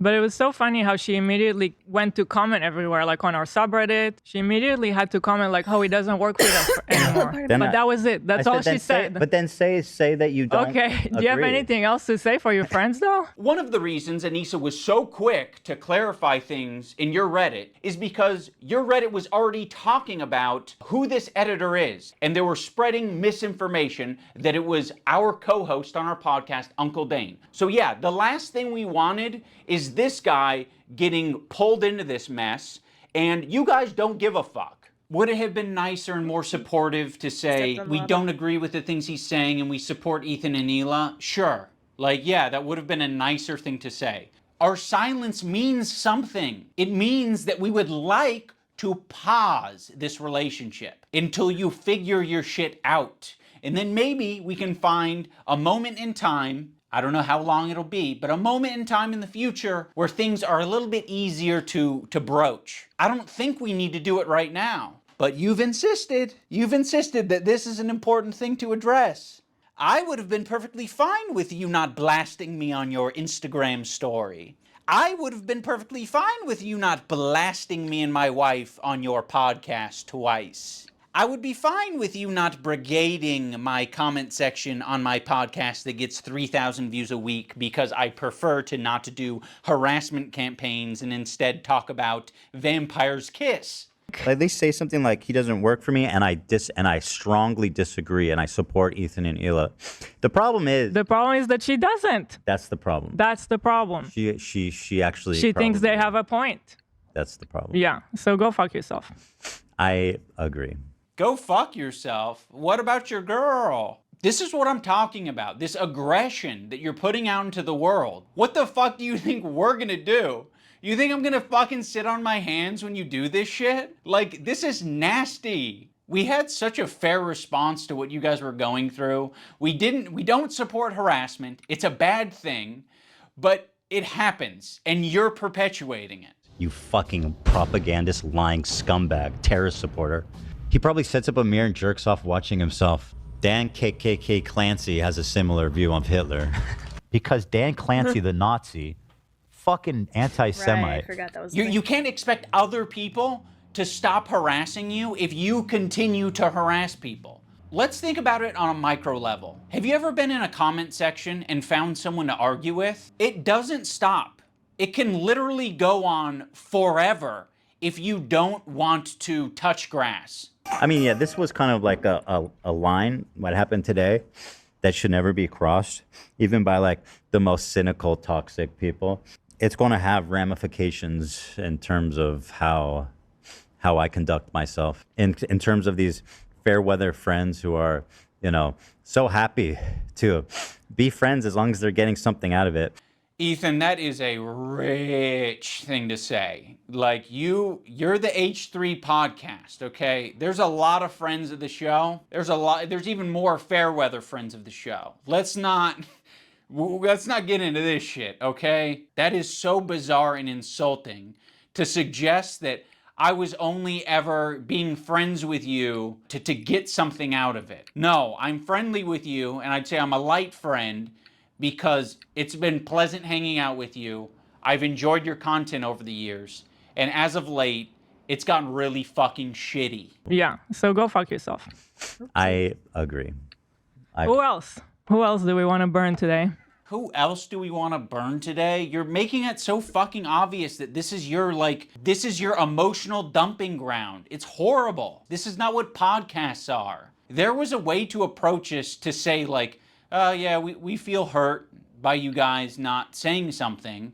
You've decided to do the extra thing and attack. Now, in fairness, I am attacking back, but I feel very insulted and I feel defensive and I feel like I am speaking up for a lot of people who have problems with you and a lot of people who have been on the receiving end of your harassment. It's so easy to be anti-racist. Everybody's anti-racist. Racism is the worst thing in the world, right? We fucking hate racists. Fuck racists. Microaggressions. The minute that they actually have to stick their neck out for somebody, the minute they have to actually risk something to put themselves in under scrutiny, to sacrifice something personally to stand up for racism, then all of a sudden it's like, hey, I don't want to get involved. And that's drama. How much do you care? I don't do drama. How much Sorry. do you actually care? Isn't that the whole point? Like, I realize that Ethan and Hila are more scared now than they've probably ever been. I feel like anti-Semitism is a thought in their heads now more than ever. And it's not completely unjustified to be thinking about that sometimes. You guys are just hurt and you're kind of like dancing around and making very like loose, poorly thought out analogies for something that doesn't even apply to us. It's like me making this video is the standing up for something and it's saying, fuck you, you guys are being bad. You know, I don't think you're bad people, but you're being bad. You're behaving poorly. You're hurting people. I mean, go back to the civil rights. You think that the people who are like the white kids who are protesting with the black students, you think that they were just like not risking anything? Those kids who are marching with the black students and... So in Ethan's analogy, he's the black student and I'm the white student, but I'm the white student that's not, marching by his side. I'm not doing the difficult thing. You're gonna have to march on your own, black student. Marching with the black students and... I mean, why is it inspiring? Why is it inspiring? Well, and it's the same thing, to bring it back to the song just because, but it kind of is the same thing. Like, I was thinking about going to Gaza until I found out it's dangerous. He's a total performative activist that doesn't give a single fuck about the cause. It's been performed exquisitely. Harassing one person and seamlessly transitioning into harassing another one. If anyone's been watching for the past fucking year, I'm pretty sure they have a good idea of your feelings about Hassan. Like, people like Anissa are the perfect example because she's friends with these people. She's friends with Denims. Denims is streaming this story about our kid I'll show that, yeah. getting Giarda from the dog, whatever. I'm sorry, I'll accept this position from anyone except you guys. You have laid the groundwork for this type of streaming, which is watching people's shit and giving your unfiltered reaction to it. Why would you expect Anissa, of all people, to say something to Denims? Okay, so by that logic, we should be saying shit to you guys all the time. But I have a feeling you guys wouldn't like if we said shit like that to you all the time. Yeah, we've been respecting you as independent content creators. You can do what you want. We'll treat you as adults. Maybe we shouldn't have been treating you as adults. She could say so much, and it would make her a little bit uncomfortable, right? It's not comfortable. She'll get a little bit of shit. Yeah, just for but saying that would be commendable. And by the way, it kind of speaks for itself that saying, hey, their house is claimed, they're actually good people, like that's going to get you shit. That kind of says it all, doesn't it? There isn't a single person that I respect who would give a fuck if I publicly said that Ethan and Hila are great with their kids, Ethan and Hila didn't kill their dog, and Ethan and Hila wipe their asses or don't have giardia or whatever the fucking the prompt is. No one would care. The only person who would care is... So far, a half hour in, we're like at 50% of this video already. All he's serving is just a lot of logic fallacies. because a lot of the stuff that he said could be used against his own reasoning. That's why he sucks. He's very holier than thou. His logic makes no sense. Like, I'm gonna be honest, it's okay to feel offended at stuff, but I feel like there's this video is oh, I love Pom Pom's outfit, it's so cute. But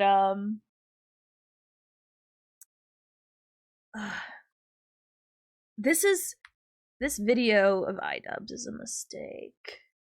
This feels like a giant mistake, and I want to watch it before he ultimately deletes it. Ultimately. I don't know when, I'm not saying, you know, I'm not saying it's gonna be the next morning, but this feels like a video that's gonna be deleted soon.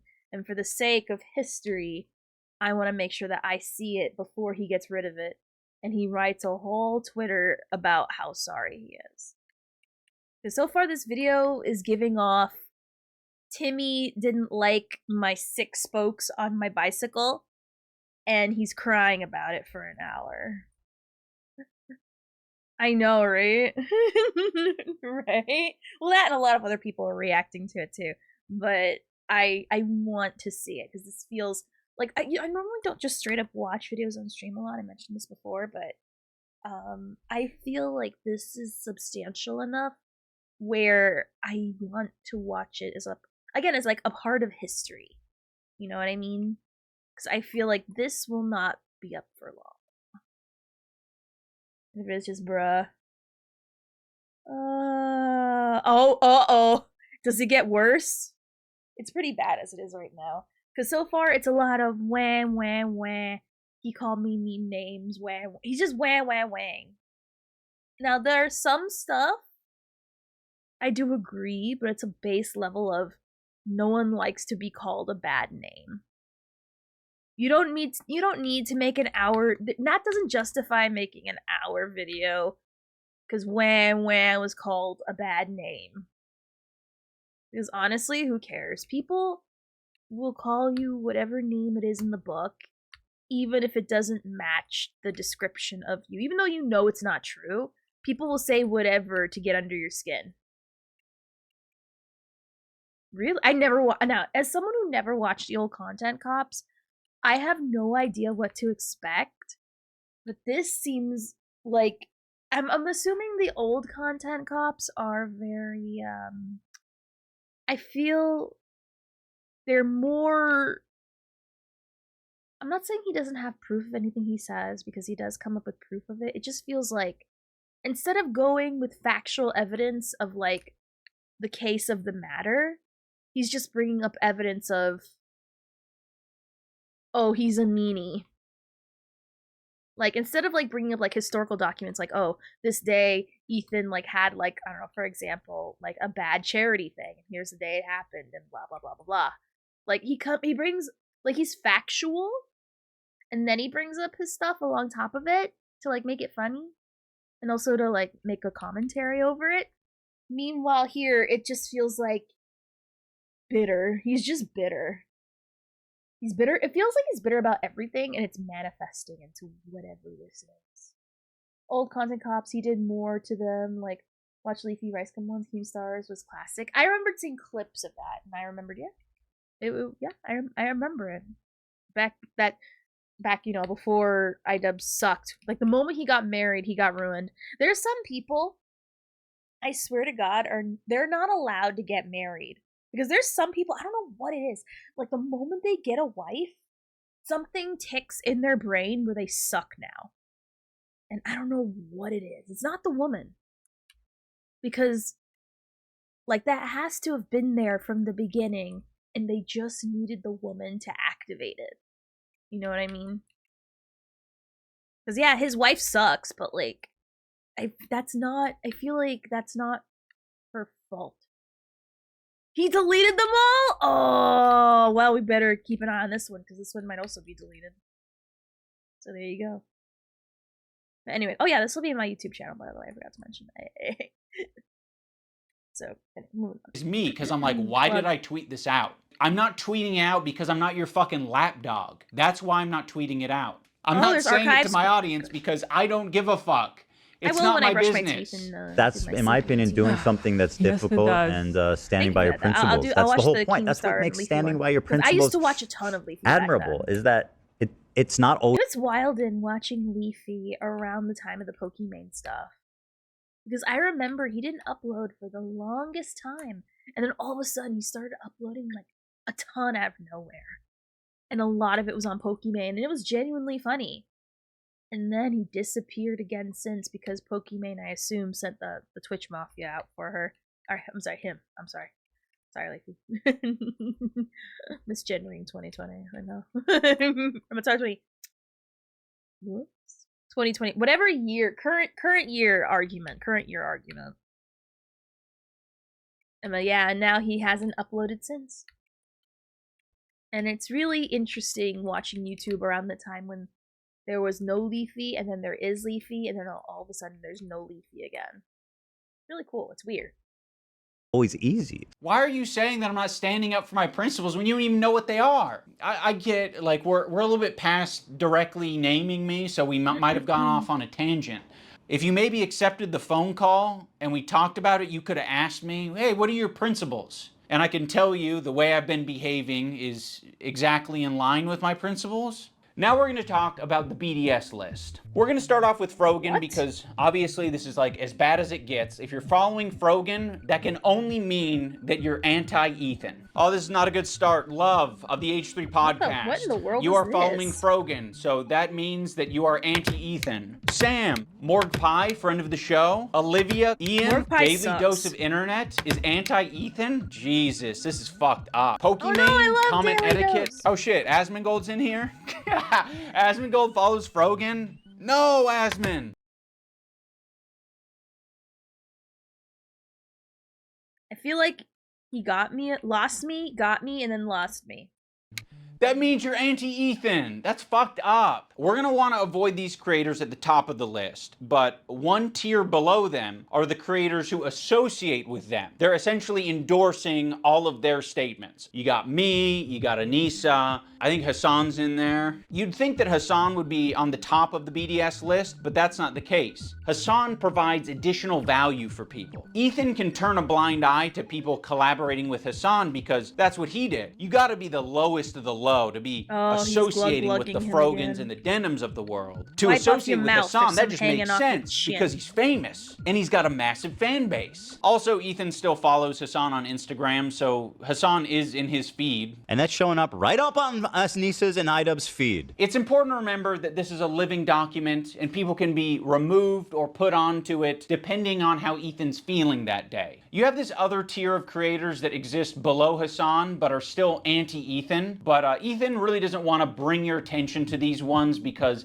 it's kind of unpopular, you know? A lot of them are famous. It's no coincidence that Ethan stays silent when these powerful, popular men are supporting Hassan. It's because Ethan is a coward. He's a bitch-made coward. I think Ethan has an unreasonable amount of respect for these comedians because they have power, they're quick, and I think he knows that they don't fuck with his ideology. But he's gonna keep that to himself because the last thing that he wants to discover is that people that he respects and looks up to, they don't fuck with him. Bill Burr came on. It was like the worst fucking show. It was just horrible. That was like my lowest moment on podcast history. We could talk about Bill Burr, ruined my life. Bill Burr made Ethan go on Lexapro. I was prescribed it and it was in my bedside. And then it was the Bill Burr episode that made me finally start. When Stavros goes on Hassan's stream and he mocks your content nuke, I actually saw a really interesting video about you, man, and I don't know that I'm even comfortable being here anymore. Oh, no. It really kind of shed light on you in a way. Yeah. You kind of like have leftist politics and stuff like that. And I actually feel betrayed. Yeah. And so I'm actually just here to let you know this is the last time I'm ever coming. you don't fire back because you're coping. So you're just gonna tuck your tail between your legs and never mention on your podcast that mentions everything. You're bringing up some fucking connection I have on Twitter. Someone mocks you on a stream, you're not touching it. Fuck you, you're a coward. It's just his job. It's just what he does for his job. You know, he doesn't mean it. We're actually good friends. You know, he makes fun of everyone. It's not just me, right? Oh, also, I can't forget about Matt Lieb. Matt Lieb is in this like middle tier. His valuable association is Rhett and Link. So Rhett and Link, conveniently, are also in this category of popular and powerful men who Ethan does not want to burn bridges with. Although, he's sniffing around. This guy, Matt Lieb, he works for Good Mythical Morning. Of all people, this guy, Matt Lieb, who apparently is a producer for Good Mythical Morning. Well, this guy works for Good Mythical Morning, acting like he's wholesome, and he's bringing on somebody that wants to kill my wife, or in a video game. And I think he should be fired, frankly. Oops. And I Not hope he between is the clouds, fired. but He's jeez. pathetic. And he interviewed a fucking, basically a terrorist. I think Ethan only respects power right now, which is one of the reasons I made this video in the first place, is because he thinks I'm weak. He thinks a lot of these other creators that he's gone out of his way to attack, he thinks that they're weak, and he thinks they're a target that he can bully, he can manipulate, he can send lawsuits to, and I want him to know that we're not going to be bullied. You're being a piece of shit, and we're going to call you out. So here's the button. You've got a video and you've got an audio. We're hitting both. I love that meme. It's the button. I love referencing it. It's so funny.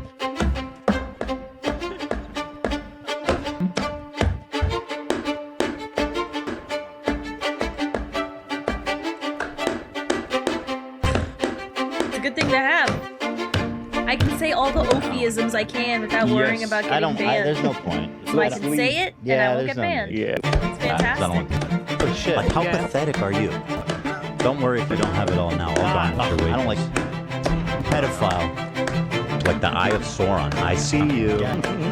I see you out there, you fucking I live and die cockroach. by the button.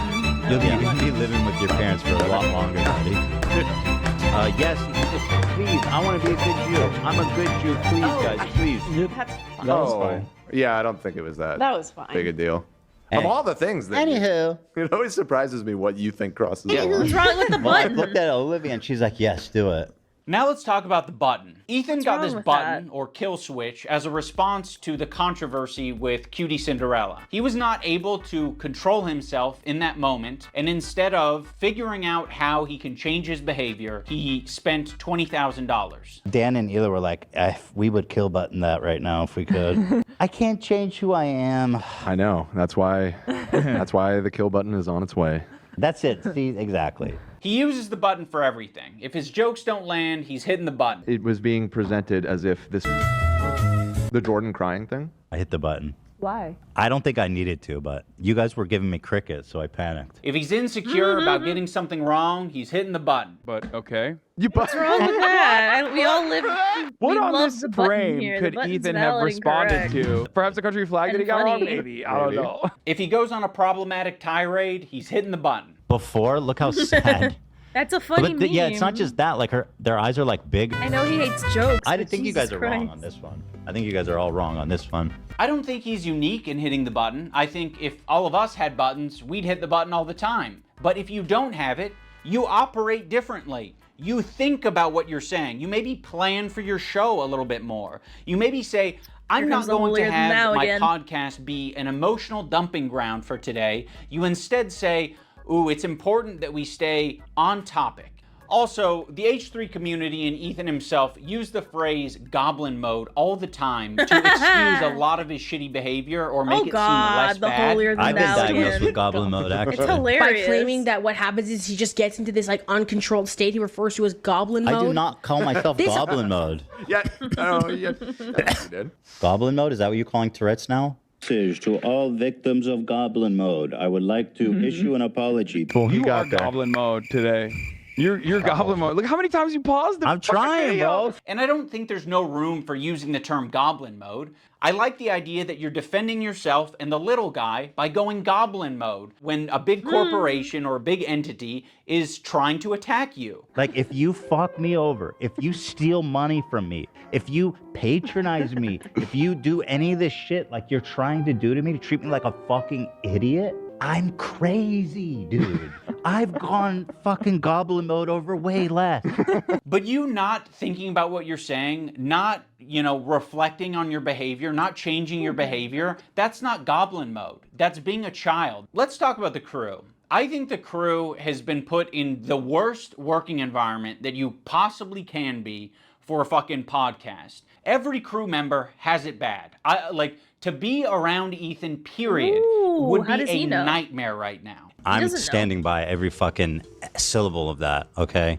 What she did was abhorrent. And by the way,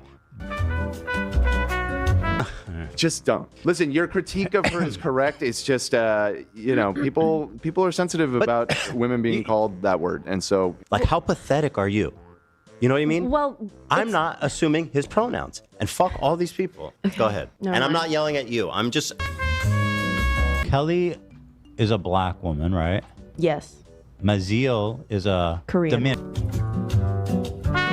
Oh, Dan, come on. You're being such a buzzkill. Yeah, I didn't know Korean. I asked if Koreans are POC.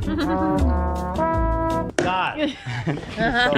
Dan's in the bathroom. Let's just not do this right now. I asked if Korean people are POCs. The one time the button didn't work and we listened to how he spoke to AB without thinking that the internet was going to hear it, it was rude, it was nasty, and it didn't have this caveat of like, I'm not mad at you. It was anger, and it was uncalled for. They get access to cover most of it. You're doing it. What are you Making it doing? so awkward and terrible. I'm sorry, I'm not. Just like, this is what I'm talking about when it's always like... We need to get home for our kids. It's like, bro. Oh no, I didn't want to finish it right now. I just talking about finishing Wednesday. On Friday, maybe.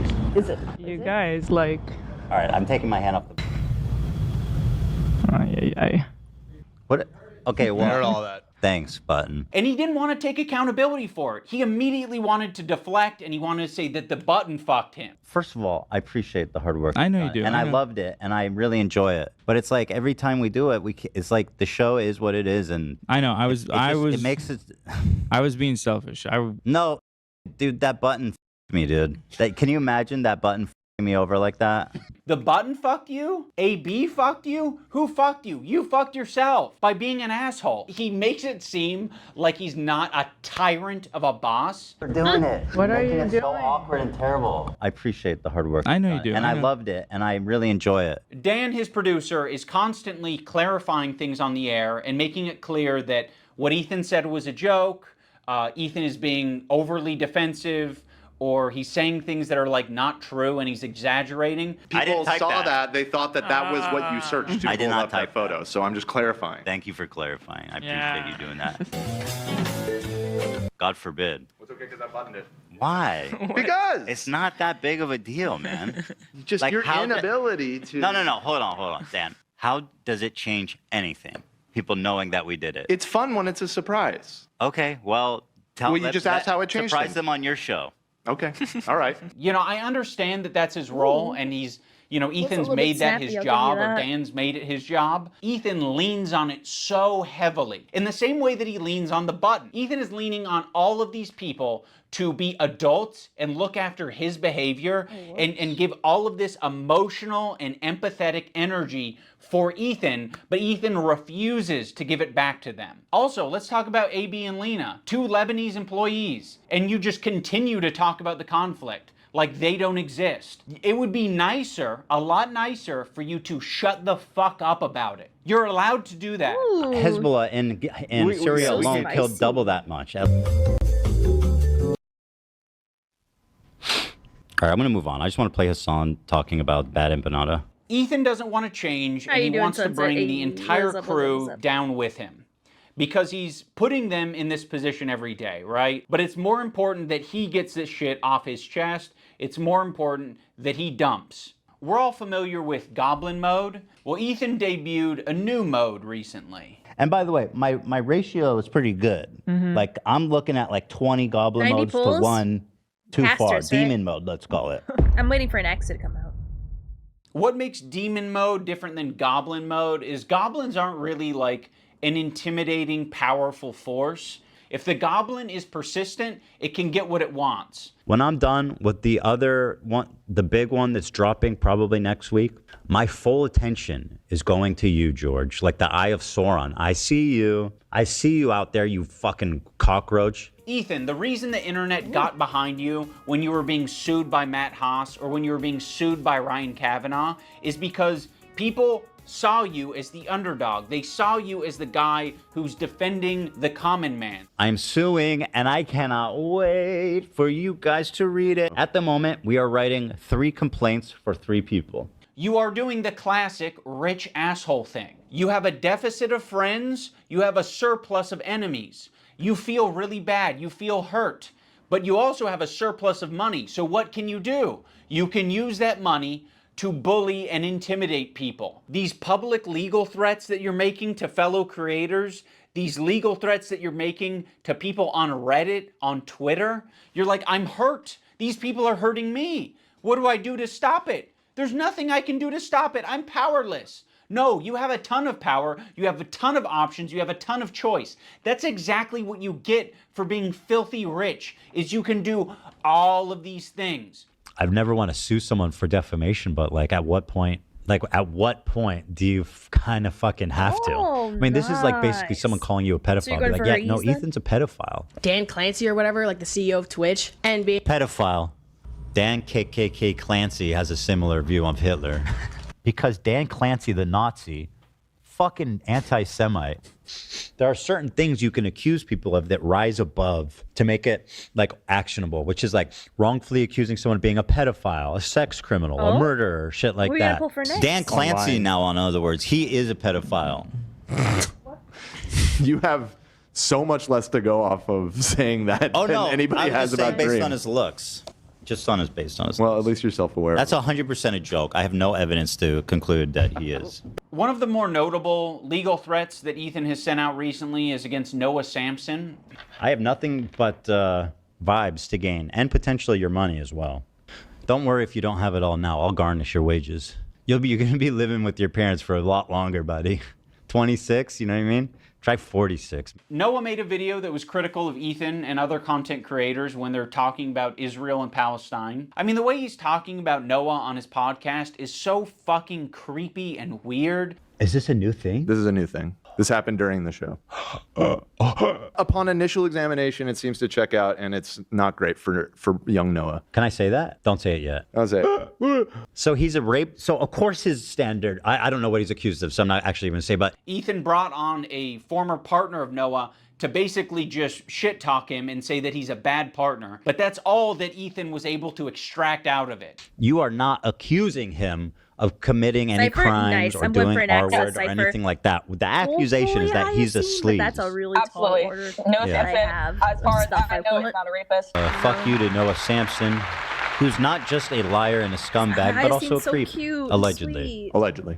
Now let's talk about the left-leaning Democrat. He presents himself as someone like me, a left-leaning Democrat who supports basic things. The thing that made me start to question Ethan's intentions is that when he was suggested to talk to Sam Cedar, a fellow progressive, a guy that Ethan respects and looks up to, He works with Sam Cedar at the Majority Report. I respect him and what they do there. he kept saying that it was racist or anti-Semitic to suggest that he talked to someone who's within the same ethnic group as him. That's why I said yesterday, like, I urge Ethan to talk to Sam Cedar. There are very thoughtful, very kind anti-Zionist Jews out there that he could talk to. I don't think that I will be able to reach him. What's the insinuation that I only listen to other Jewish people? You need to talk to my pre-approved list of Jews that like agree with me on everything. You know, it doesn't matter if they're Jewish, dude. It doesn't matter if they're fucking Jewish. I think most Jews. I don't think Jews at large view it. I don't think that is the. In what position are you to even say that? It's not motivated by myself. It's motivated by Jews against anti-Zionist No, Jews. seriously, how can you speak for my entire ethnic group? I find that really interesting. Ethan, I don't know what to fucking tell you. This is like step one of having a leftist ideology, is recognizing our race, religion, nationality, all this shit, all shape our experiences as people. That's the reason why it'd be better served to have this conversation not with myself, but with an anti-Zionist Jewish person Why does it matter if they're Jewish? Because I'm not Jewish, and you've said in this conversation that, like, how can you tell me how to feel about the situation? Yeah, but how is one person a representative of Jews at large? I'm just telling you how Jewish people around the world interpret that phrase. So yes, Ethan, on occasion you might be suggested to talk to someone who has some crossover with you. It doesn't have to be your ethnicity. It could possibly be someone who shares progressive ideology with you. It could possibly be someone who is of your same gender. I think Ethan understands this concept very well. He listened to these women on his show when they told him that he shouldn't be calling women bitches. This bitch is intolerable. You are such a nasty fucking bitch, Cam. I don't know if you can call her a bitch, though. She is a bitch. She's a what do you- fucking. okay, You're right. I'm I call her a curious- see you next Tuesday. Listen, you have Curious She's a what do blonde. I Lena love and her Sam blonde. think about it. I wouldn't be okay with that. Yeah. Yeah. Yeah. I feel like that it's for the girlies, Ethan. But I So agree. you guys all seem to be Yeah. in consensus that We it's in are. poor form. I think to respect the women here in the room, I'm gonna have to pass on saying that. The infantilization of Ethan Klein is fucking nauseating. He's not a child. He is absolutely capable of looking into Hassan, learning about his politics, interviewing, doing loads of things to figure out where he stands. He presents himself as someone like me, a left-leaning Democrat who supports basic things. And for the first time, I noticed an inordinate amount of radical, hardcore leftists. Oh, wow. I mean, She's I been thought we doing a were lot to her social hair. democrats, I love not it. whatever this So was. gorgeous. This comment from Hassan really started to sound some alarms in my head. I was already getting uncomfortable with our partnership. I started to wonder if I had any idea who this guy actually is. You made how many episodes with Hassan? Like, this guy made a fucking program with the biggest mega leftist on the platform. Now he's acting like he was tricked and he was incapable of figuring out what this guy's beliefs were. Bro, I didn't make the fucking leftist program. You did. You made fucking, what, 60 some odd episodes of this shit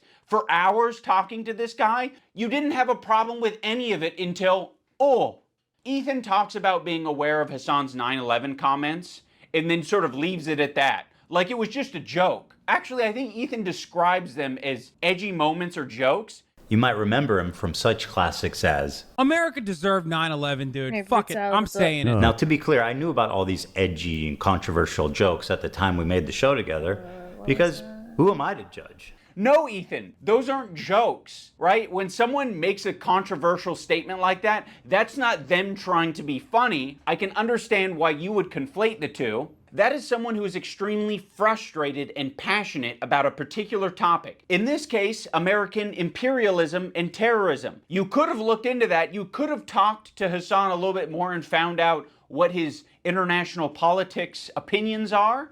But you wouldn't even need to do that. You can look at it online. You're not a victim. You weren't tricked. You made 60 some odd episodes. If you didn't want to go down this route, you shouldn't have done it. But that was your fucking choice. You did it. You are an adult. When Ethan and Hila are watching Matt Lieb saying that one state doesn't represent all Jews, they cannot wrap their heads around the idea. No single person represents all Jews. I'm just telling you how Jewish people around the world interpret that phrase. No single person represents all Jews, as no single state represents all Jews. This is another weird thing. Oh my Israel doesn't- God. Israel, this is a lie that I see Hassan and people pander. They say that Israel's going to war on behalf of Judaism. They have never, I don't believe that that's ever been stated. And I don't think Israel ever explains that it's like, I think Israel says it's a place where Jews can go. Israel's just a place Jews can go? With that slogan, we might actually have peace. You know, if that's all you're defining Israel as, is a place Jews can go. Like, sure, it sounds like America to me. Like, all right. I don't think that Israel said they represent all Jews. I don't think that's a stance. We're like, hey, displacing Palestinians is all Jewish people. Ethan is being so disingenuous here to suggest that he doesn't understand what Matt Lieb is saying. Like, he's making a semantic argument. Like, I don't think Israel has said that it represents every last Jew on the planet. I don't think Israel has claimed that. They're not going to say that their most genocidal behavior represents anything to do with them, okay? But what they are going to do is they're going to inexplicably link Israel and Jewishness together, so when they're being criticized, all of a sudden they have the perfect defense. Oh, another thing I need to mention. There was a tier list. It was called the Who Can Say Habibi tier list. It was presented at TwitchCon as like a panel that was just meant to be lighthearted and fun. And Ethan Klein saw that, and he decided that it was anti-Semitic. Tier list them, and we're going to need your help to discuss and figure out who can say Habibi and who can't. And also, we have tiers. We have Arab coded. They ask permission to say Habibi. You know, like you got like a white guy who's like, can I say it? Is it a slur? And then Love Sabra, which is they're not Arab coded at all. Now, when I first saw this tier list, I immediately knew what it was doing. I was like, oh, it's a play on the who has the N-word pass and who doesn't tier list. Granted, Habibi is very different than the N-word, but it is a cultural word amongst Arabic-speaking people and Muslim people. Like that is a word that's used. Habibi, it means my love. Oh no, don't do that, Habibi. Oh yes, Habibi. You're my Habibi, I'm your Habibi. So yes, it's meant to be a fun way that these Arab content creators can express their Arab culture and be proud of it and happy about it, because it's not like they have massive representation on the platform. Making a tier list based on race, and nobody has a fucking problem with that. Okay, you have a tier list based on race. Where's the Jewish panel? Where's the Jewish panel? Where at the top it says Jewish. It's a tier list based on Arab to Jew. He's Arab, which is good. That's the best thing you can be on this. That's the best. This is racist. I will say that conveying information through a tier list is not the most effective thing, but Ethan should understand this principle. He did a white slurs tier list with Hassan. Cracker. I mean, you know what my take is. We can't put this as an F. Cracker. I mean, that's got to be at least a D, right? Pale face motherfucker. Pale face. I mean, again, I think that's an F. Hog. So hog is my favorite. I use it all the time. Him and Hassan feel as though they're white guys, so they felt very comfortable talking about white slurs on their tier list. I think I'm more white than you. What do you think? I think I'm white. Like, I'm super white. Can you understand why Arabs might feel comfortable talking about Arab shit on their tier list, Ethan? You're the white guy. You think you're more white than Hassan. I think I'm more white than you. So yeah, the white guy can say all the things that he wants, like cracker, but the Arabs can't have their tier list. I would put him also in Arab. I know Turkish people are different. Notice how they dropped the premise almost immediately that it's about who can say Habibi. And then it's like, Hassan, okay, actually, he's Arab. We fucking love him. He's dope. He's Arab. Habibi is an Arabic word. That is an Arabic word, Ethan. Funny about this whole thing is that they say Habibi in Israel. Again, people underestimate just how like mixed Israeli culture is. Like, we say Habibi in Israel.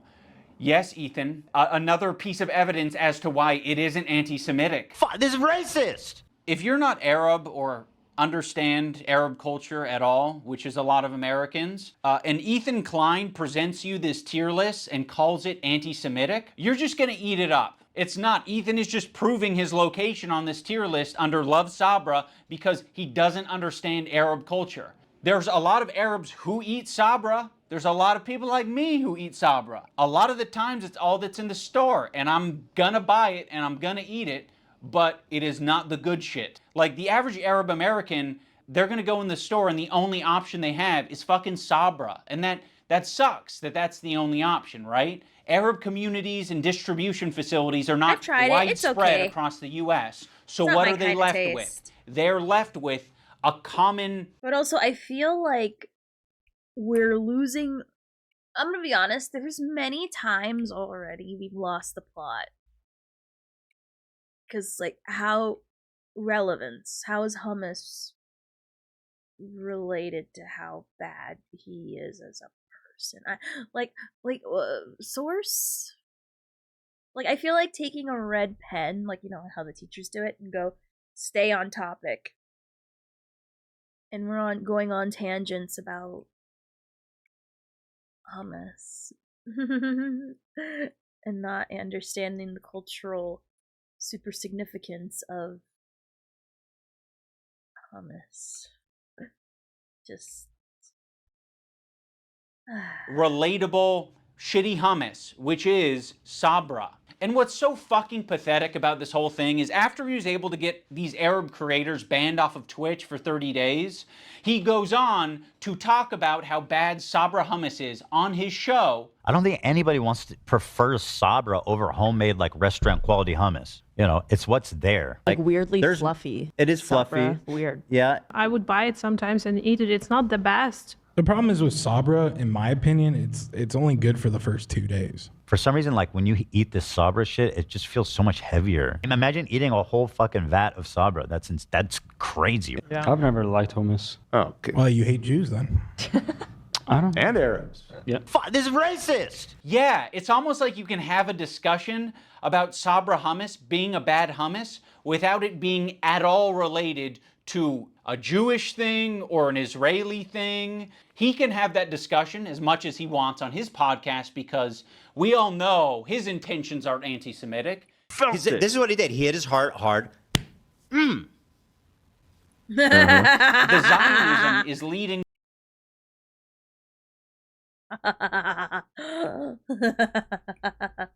Oh, poor gay fish. I miss him. He would have had a lot to say about that. I still don't believe him, by the way.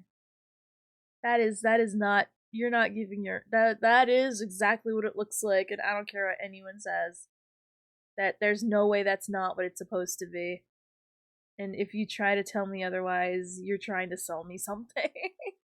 To not accepting other cultures, embracing their own culture, and instead thinking that that is an attack on you. There's this incident on the podcast where they were reacting to Cutie Cinderella, and Ethan was laughing during it. So that ended up being a pretty important wake-up call for Ethan. He made an apology video directed at Cutie Cinderella, and it was graded by a professional psychologist, Dr. Kirk Honda of Psychology in Seattle. And Ethan got an A+ rating.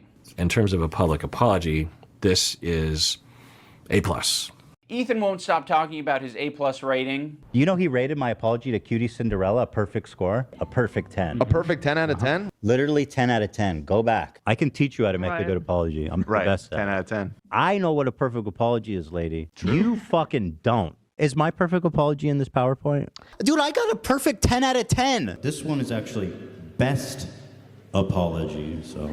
Ethan Klein, you guys, oh my God. I was trying really hard to think about an impactful moment during this video. Like, could I do something that would really wake Ethan up? And I don't know if this came from a good place or not, but I came up with the idea of getting Ethan's grade changed from an A to a B at least. So I went to visit Psychology in Seattle. I'm not confident that Kirk will change his grade, but it's worth trying. And, you know, we might learn a thing or two.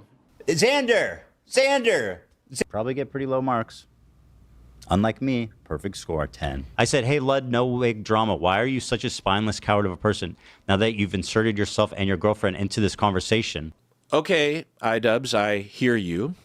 You're in the room with me right now. I hear you. I hear your request. I understand it. I can understand where it's coming from. And I guess have a policy that when there is a grade for an apology, I am just grading that discrete apology as I see it without taking any consideration of prior or future behavior. If you're wanting me to comment on the overall behavior or the recent behavior from the clips that you have shown me, I believe that Ethan is a good person and that eventually he will feel sorrow and will feel sorry and will apologize, and I will be there to evaluate that apology when it happens, which I know it will. Oh, brother, this guy stinks!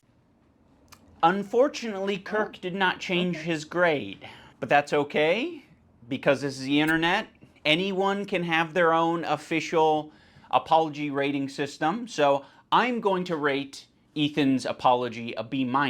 That's just based on my own feelings and my own rubric. When Psychology in Seattle was watching these video clips of Ethan, he said that it looks like Ethan could just use a hug. Now, of course, it kind of pisses me off to I'm hear vibing. that I'm shit playing because some I'm Hello like, Kitty what are we Island doing? What are we saying? He needs Adventure. a hug? No, he doesn't need a Well, hug. also, he needs a good fucking ass watching the whooping is new what he Content needs. Cop, I think something that's which I very assume is important to gonna be me deleted in soon. bringing back Content Cop is to be fair. I think that was something that was bad. not illustrated in previous Content Cops that I think should have been, and probably wouldn't have left me with so much regret. But Ethan deserves glad all you're of the chilling, glad you're criticism chilling. that he's getting. I When think this it's is very done, valid. we're going But I to also watch, think at the end of the not watch, day, we're gonna play we Marvel should Rivals acknowledge that he's human for a little bit of because time he as is well. human.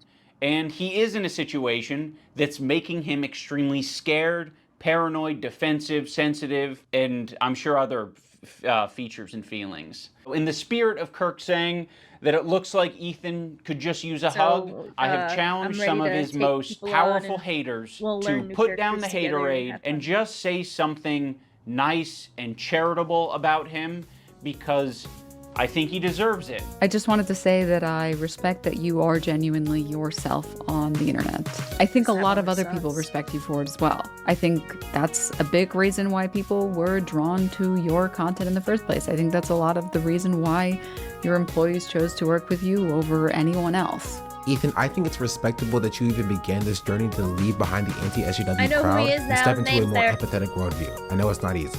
Ethan Klein, I think that when you are being tanking if goofy, when you're possible, being silly, or when you new are DPS if being possible. lighthearted, and just having fun with Generally, your people friends, still don't I think wanna that play. is when you're at your best. They So still I'd don't love wanna to see play more of together. that. That'd be sick. I will be reading my letter off because I don't want to sound robotic. H3 used to be the sports for good that I used to watch. I hope that one day gets back to what I remember. You were one of the inspirations for me to start creating content, so all this has stunk. I hope you really hear this, and I wish you the best. I think Ethan Klein rocks a buzz cut pretty good, and I think he's got a good choice of facial hair. I think it's really cool what he did 8 years ago, fighting that frivolous lawsuit. That was pretty fucked up, and fighting it, he changed YouTube for the better. And I thought that was cool because I thought it was like he was fighting for free speech. I also see the dynamic of Ethan and Neil. I'm like, fuck, it's really hard to be a couple online and see people attacking your partner, and it's like, okay, Oh my if you come to their defense. Oh my. He's acting like this is his first day on the internet. Oh my god. I'll be honest, at first, Turtles, I doubted you for a minute. I was genuinely like, I see nothing here. Like, what's the problem? Like, is there an actual issue? Like, I was really confused at first. And then him going, oh, people just attack my partner. Like, you've been on the internet. Then again, didn't he say something about, like, he learned empathy at, like, 32? Just, oh, so soy. So soy. Oh my god. He's like legit like crying. Like, I'm not saying crying isn't like, he's complaining about it and you call it crying. Like, his eyes are red, he's tearing, tears are falling. He is crying. Now, it's okay to feel a strong type of way and, let it out, but like, that comes from a genuine place. And, like, he's doing like how I imagine he conducts himself on the internet and at large. You know what I mean? Which is just a mess. A mess and overly sensitive. And very holier than thou. That doesn't always help them, right? Sometimes that makes it worse for them. And I have been kind of slipping into a very unhealthy place where it's gotten worse and worse, and I get criticized more and more, and I get more defensive and more hold up, a feeling of almost infallibility, that I could take anything on. It led me to make a lot of mistakes, and then when I was criticized for those mistakes, then I would act extremely defensive and nasty and not really processing them in a healthy way. Bruh. Just, I feel like we got flashbanged at the end. But just seeing him cry. Like, again, I understand. You're allowed to feel emotions. There's nothing wrong with feeling emotions. Valid app. However, what was that, bro? Like, genuinely, what was that? Like, I'll be honest, like, that video, it came, also, I don't know if we'll have, I don't know if we'll have 6 minutes left before, because I have to go. I did start a little late, so I kind of gotta wrap it up soon, so maybe no Marvel Rivals today.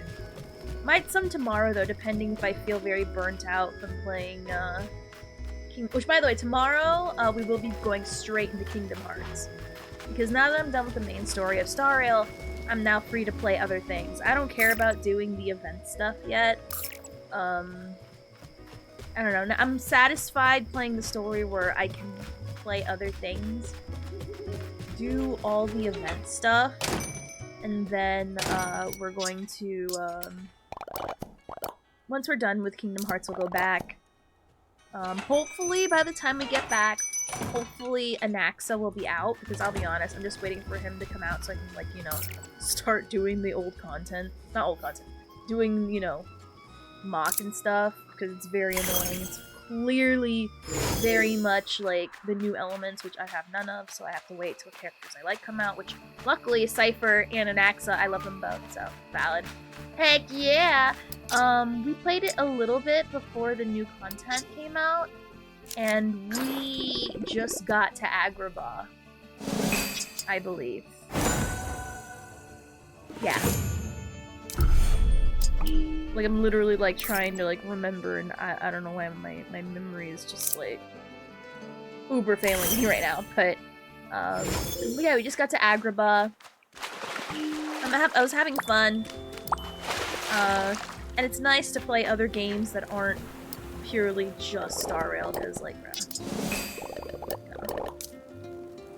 I know it's a meme that I only play Star Rail, but, like, you know, it feels very good to play other things, you know what I mean? Oh, I gotta brew a banana soda. Yeah, it's fine. So, we're gonna do that tomorrow. Just Star Rail? Nah. I know a lot of newcomers only know me for Star Rail, but, you know, I play other things. But then again, those same people who say I only play Star Rail don't stay around when I play things other than Star Rail. The problem is, I want to play Helldivers, but there's other things I would rather be playing for the moment, you know what I mean? The problem with Helldivers is that when you play that, you gotta commit, you know what I mean? Because you can't just, like, do a jump and be done in, like, 30 minutes. At least if you want to do the whole, like, 3 areas, you know what I mean? And it also depends on the difficulty that you play, you know what I mean? So my personal issue is that I can't... I mean, you could technically dive, leave the area incomplete, but, like, why would you do that? You know what I mean? Like, why? Like, if you're gonna democracy, you commit to the democracy. I'm a lurk, look at some music, good luck on stream though. Thank you for being here, Golden. Super fun. Good luck on music as well. So my issue is, I love helldiving, but it takes so long. Now granted, I'm not saying it drags, oh no, on the contrary, I love it. It is absolutely fun to play, it is... Ooh. Like, you gotta commit. And if you don't commit, leaving it incomplete because of time doesn't feel good. It makes you feel like caca. And I don't like feeling like caca. Helldiving makes you feel anything but like caca. It makes you feel strong. You feel like you're part of something. You feel the democracy, like, you know, you inhale liberty and you exhale democracy. You know what I mean? Like, I like that feeling. It's a good feeling. And leaving an area incomplete where you can only do 1 or even 2 jumps because of time sucks. You know what I mean? Like, literally, like, by the time we're done with 1 area, it's already 2.5 hours. Generally. But that's because, you know, we're trying to, you know, look for samples because, you know, a lot of people don't have their ships maxed out or are trying to build their ships, myself included. So, you know, we're gonna look for samples, we're gonna do all the side quests, obviously, you know, also the main objective as well. And, you know, that takes time. And if you're trying to do that in 2 areas, 3 sort of, if you have Blitz, kind of. Again, takes time. Can't rush that stuff. So, you know. I'm going for quality over quantity. You know what I mean? Quality needs the time.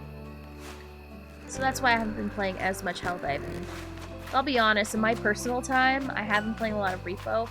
I got the new Fortnite Music Battle Pass, and I know I definitely want to play that some over the weekend. Not a lot, because I'm too obsessed with Sims right now. Like right now, on my Sims, when I was testing it out, I made a teacher that, on accident, that hates kids. And I didn't mean to have her hate kids, so luckily I got a mod where I can, you know, modify her after the initial, like, creation. I made her to test out all the stuff, make sure it works. And so now I'm playing another girl who I'm trying to build her from the ground up to be a business owner. I want her to make a cake and bakery shop, essentially. And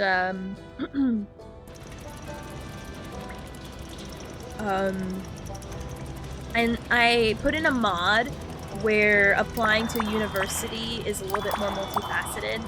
So you have to, you know, get transcripts and, you know, get letters of recommendation, look for scholarships. I mean, that's always been the base game with the scholarships part, but I'm trying to make it way more faceted.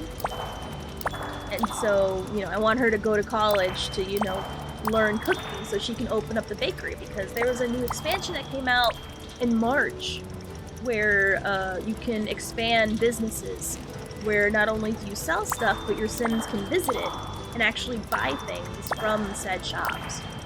And the reason why I want to make a bakery in particular is because when my one character was getting married, the teacher who accidentally hated kids but now loves kids, when she married the librarian, which I think is cute, a teacher marrying a librarian, I think it's very sweet.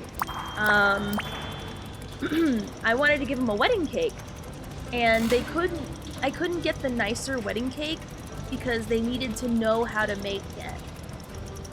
And unfortunately that was locked behind that, and so I thought, oh, well, if we had a bakery in the shop, I could have sent my Sims there, they could have bought it, or ordered it, and then we would have had a really nice wedding cake without my Sims needing to get the cooking or baking skill up to learn how to make cakes. So I thought, oh, why don't we take this need and turn it into a fun little side story? So now I made this girl, very sweet, gentle.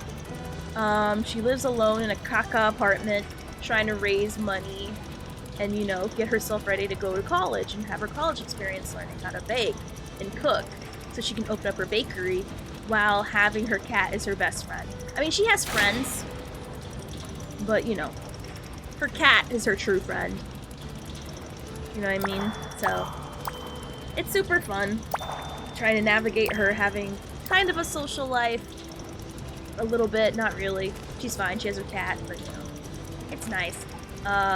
Working, trying to balance, trying to get into university, and then, you know, having, you know, trying to balance university life. Like, it's just so fun, the idea of playing this from the beginning, of a girl's dreams from, you know, dreaming of becoming a bakery owner, going to school to learn it, and, you know, going through the process of building her small business from the ground up. Like, it's so cool, I love it. And on top of all the other extra mods I put on top of that. Some PG, some not so PG. But so far what's funny is that for a lot of, like, the not safe for work stuff I added, the story I'm playing has, like, little to none of that. Like, literally, like, I'm playing the most, like, a wholesome, sweet, funny in a way because she wants to learn how to be a baker, story.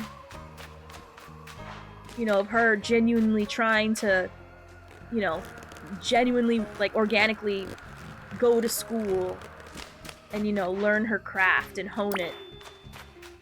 And then, you know, once we get to the point where she has a bakery in the town, then boom, I have a bakery in the town that my other Sims can go to get really expensive cakes.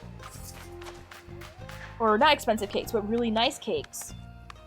Good news, we're expecting Mazel Tov. So yeah, right now, that's why I've been like super obsessed with Sims lately, because I have all these stories I want to play out and also test out the mods I got. It's really cool.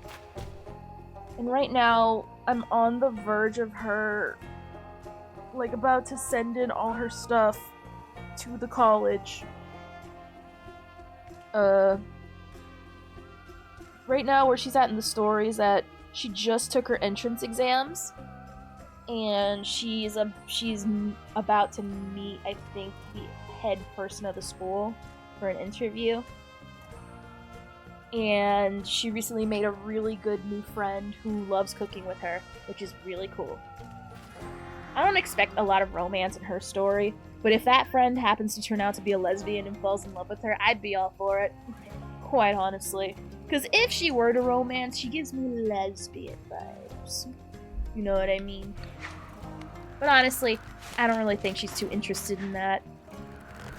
She seems like the kind of person that just wants to get her bakery running and going and you know, be the best bakery in the town. But, you know, that's my little headcanon anyway.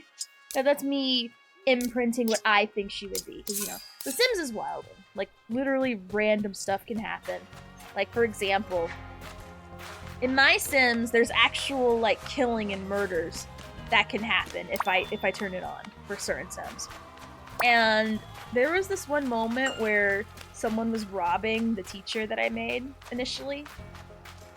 And, you know, robberies happen. It happens in The Sims 1. So I had my character call the cops the moment they took her TV. That's like her only good precious object that she had. Which is funny because it's like the shittiest TVs, like the small like box ones. So I had her call the police. The police came over and point blank shot the robber to death. And it's like, what? She just called them because, you know, she wanted to get her stuff back and, you know. But I didn't expect the cop to come in and shoot them. Like, point blank period. And then the news came, it became a whole ordeal. And my character is exhausted. It's 3 in the morning. And here we are having her get robbed from, the police coming in, shooting this person dead in her home. It's so funny. And then right after that, like not too long after, the boyfriend comes over, walks over the puddle of blood, and proposes to her. Because they've been dating for a hot minute, and it's like, bruh. He literally walked past the urn of the dead robber being there in the middle of the living room, and he's like, marry me! Right here, in this puddle of blood. So it's random stuff like that that makes it very fun. Because I'll be honest, I'm glad that The Sims is as wonky as it is, because the wonkiness adds to the character and like the fun unpredictability of the story.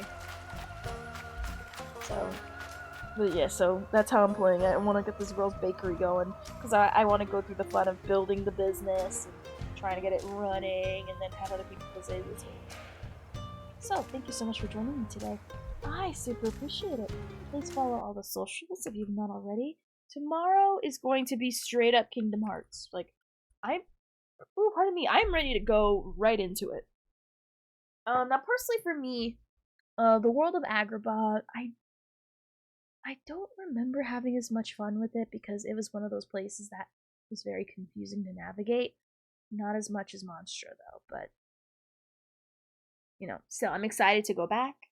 I'll be back on tomorrow, 6 p.m. EST.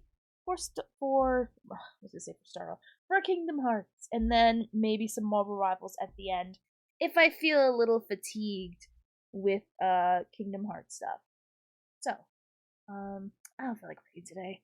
I'm just tired and I want to brush my teeth and go to bed. All right, so I'll see you guys tomorrow. Have a wonderful night, and until then, bye bye.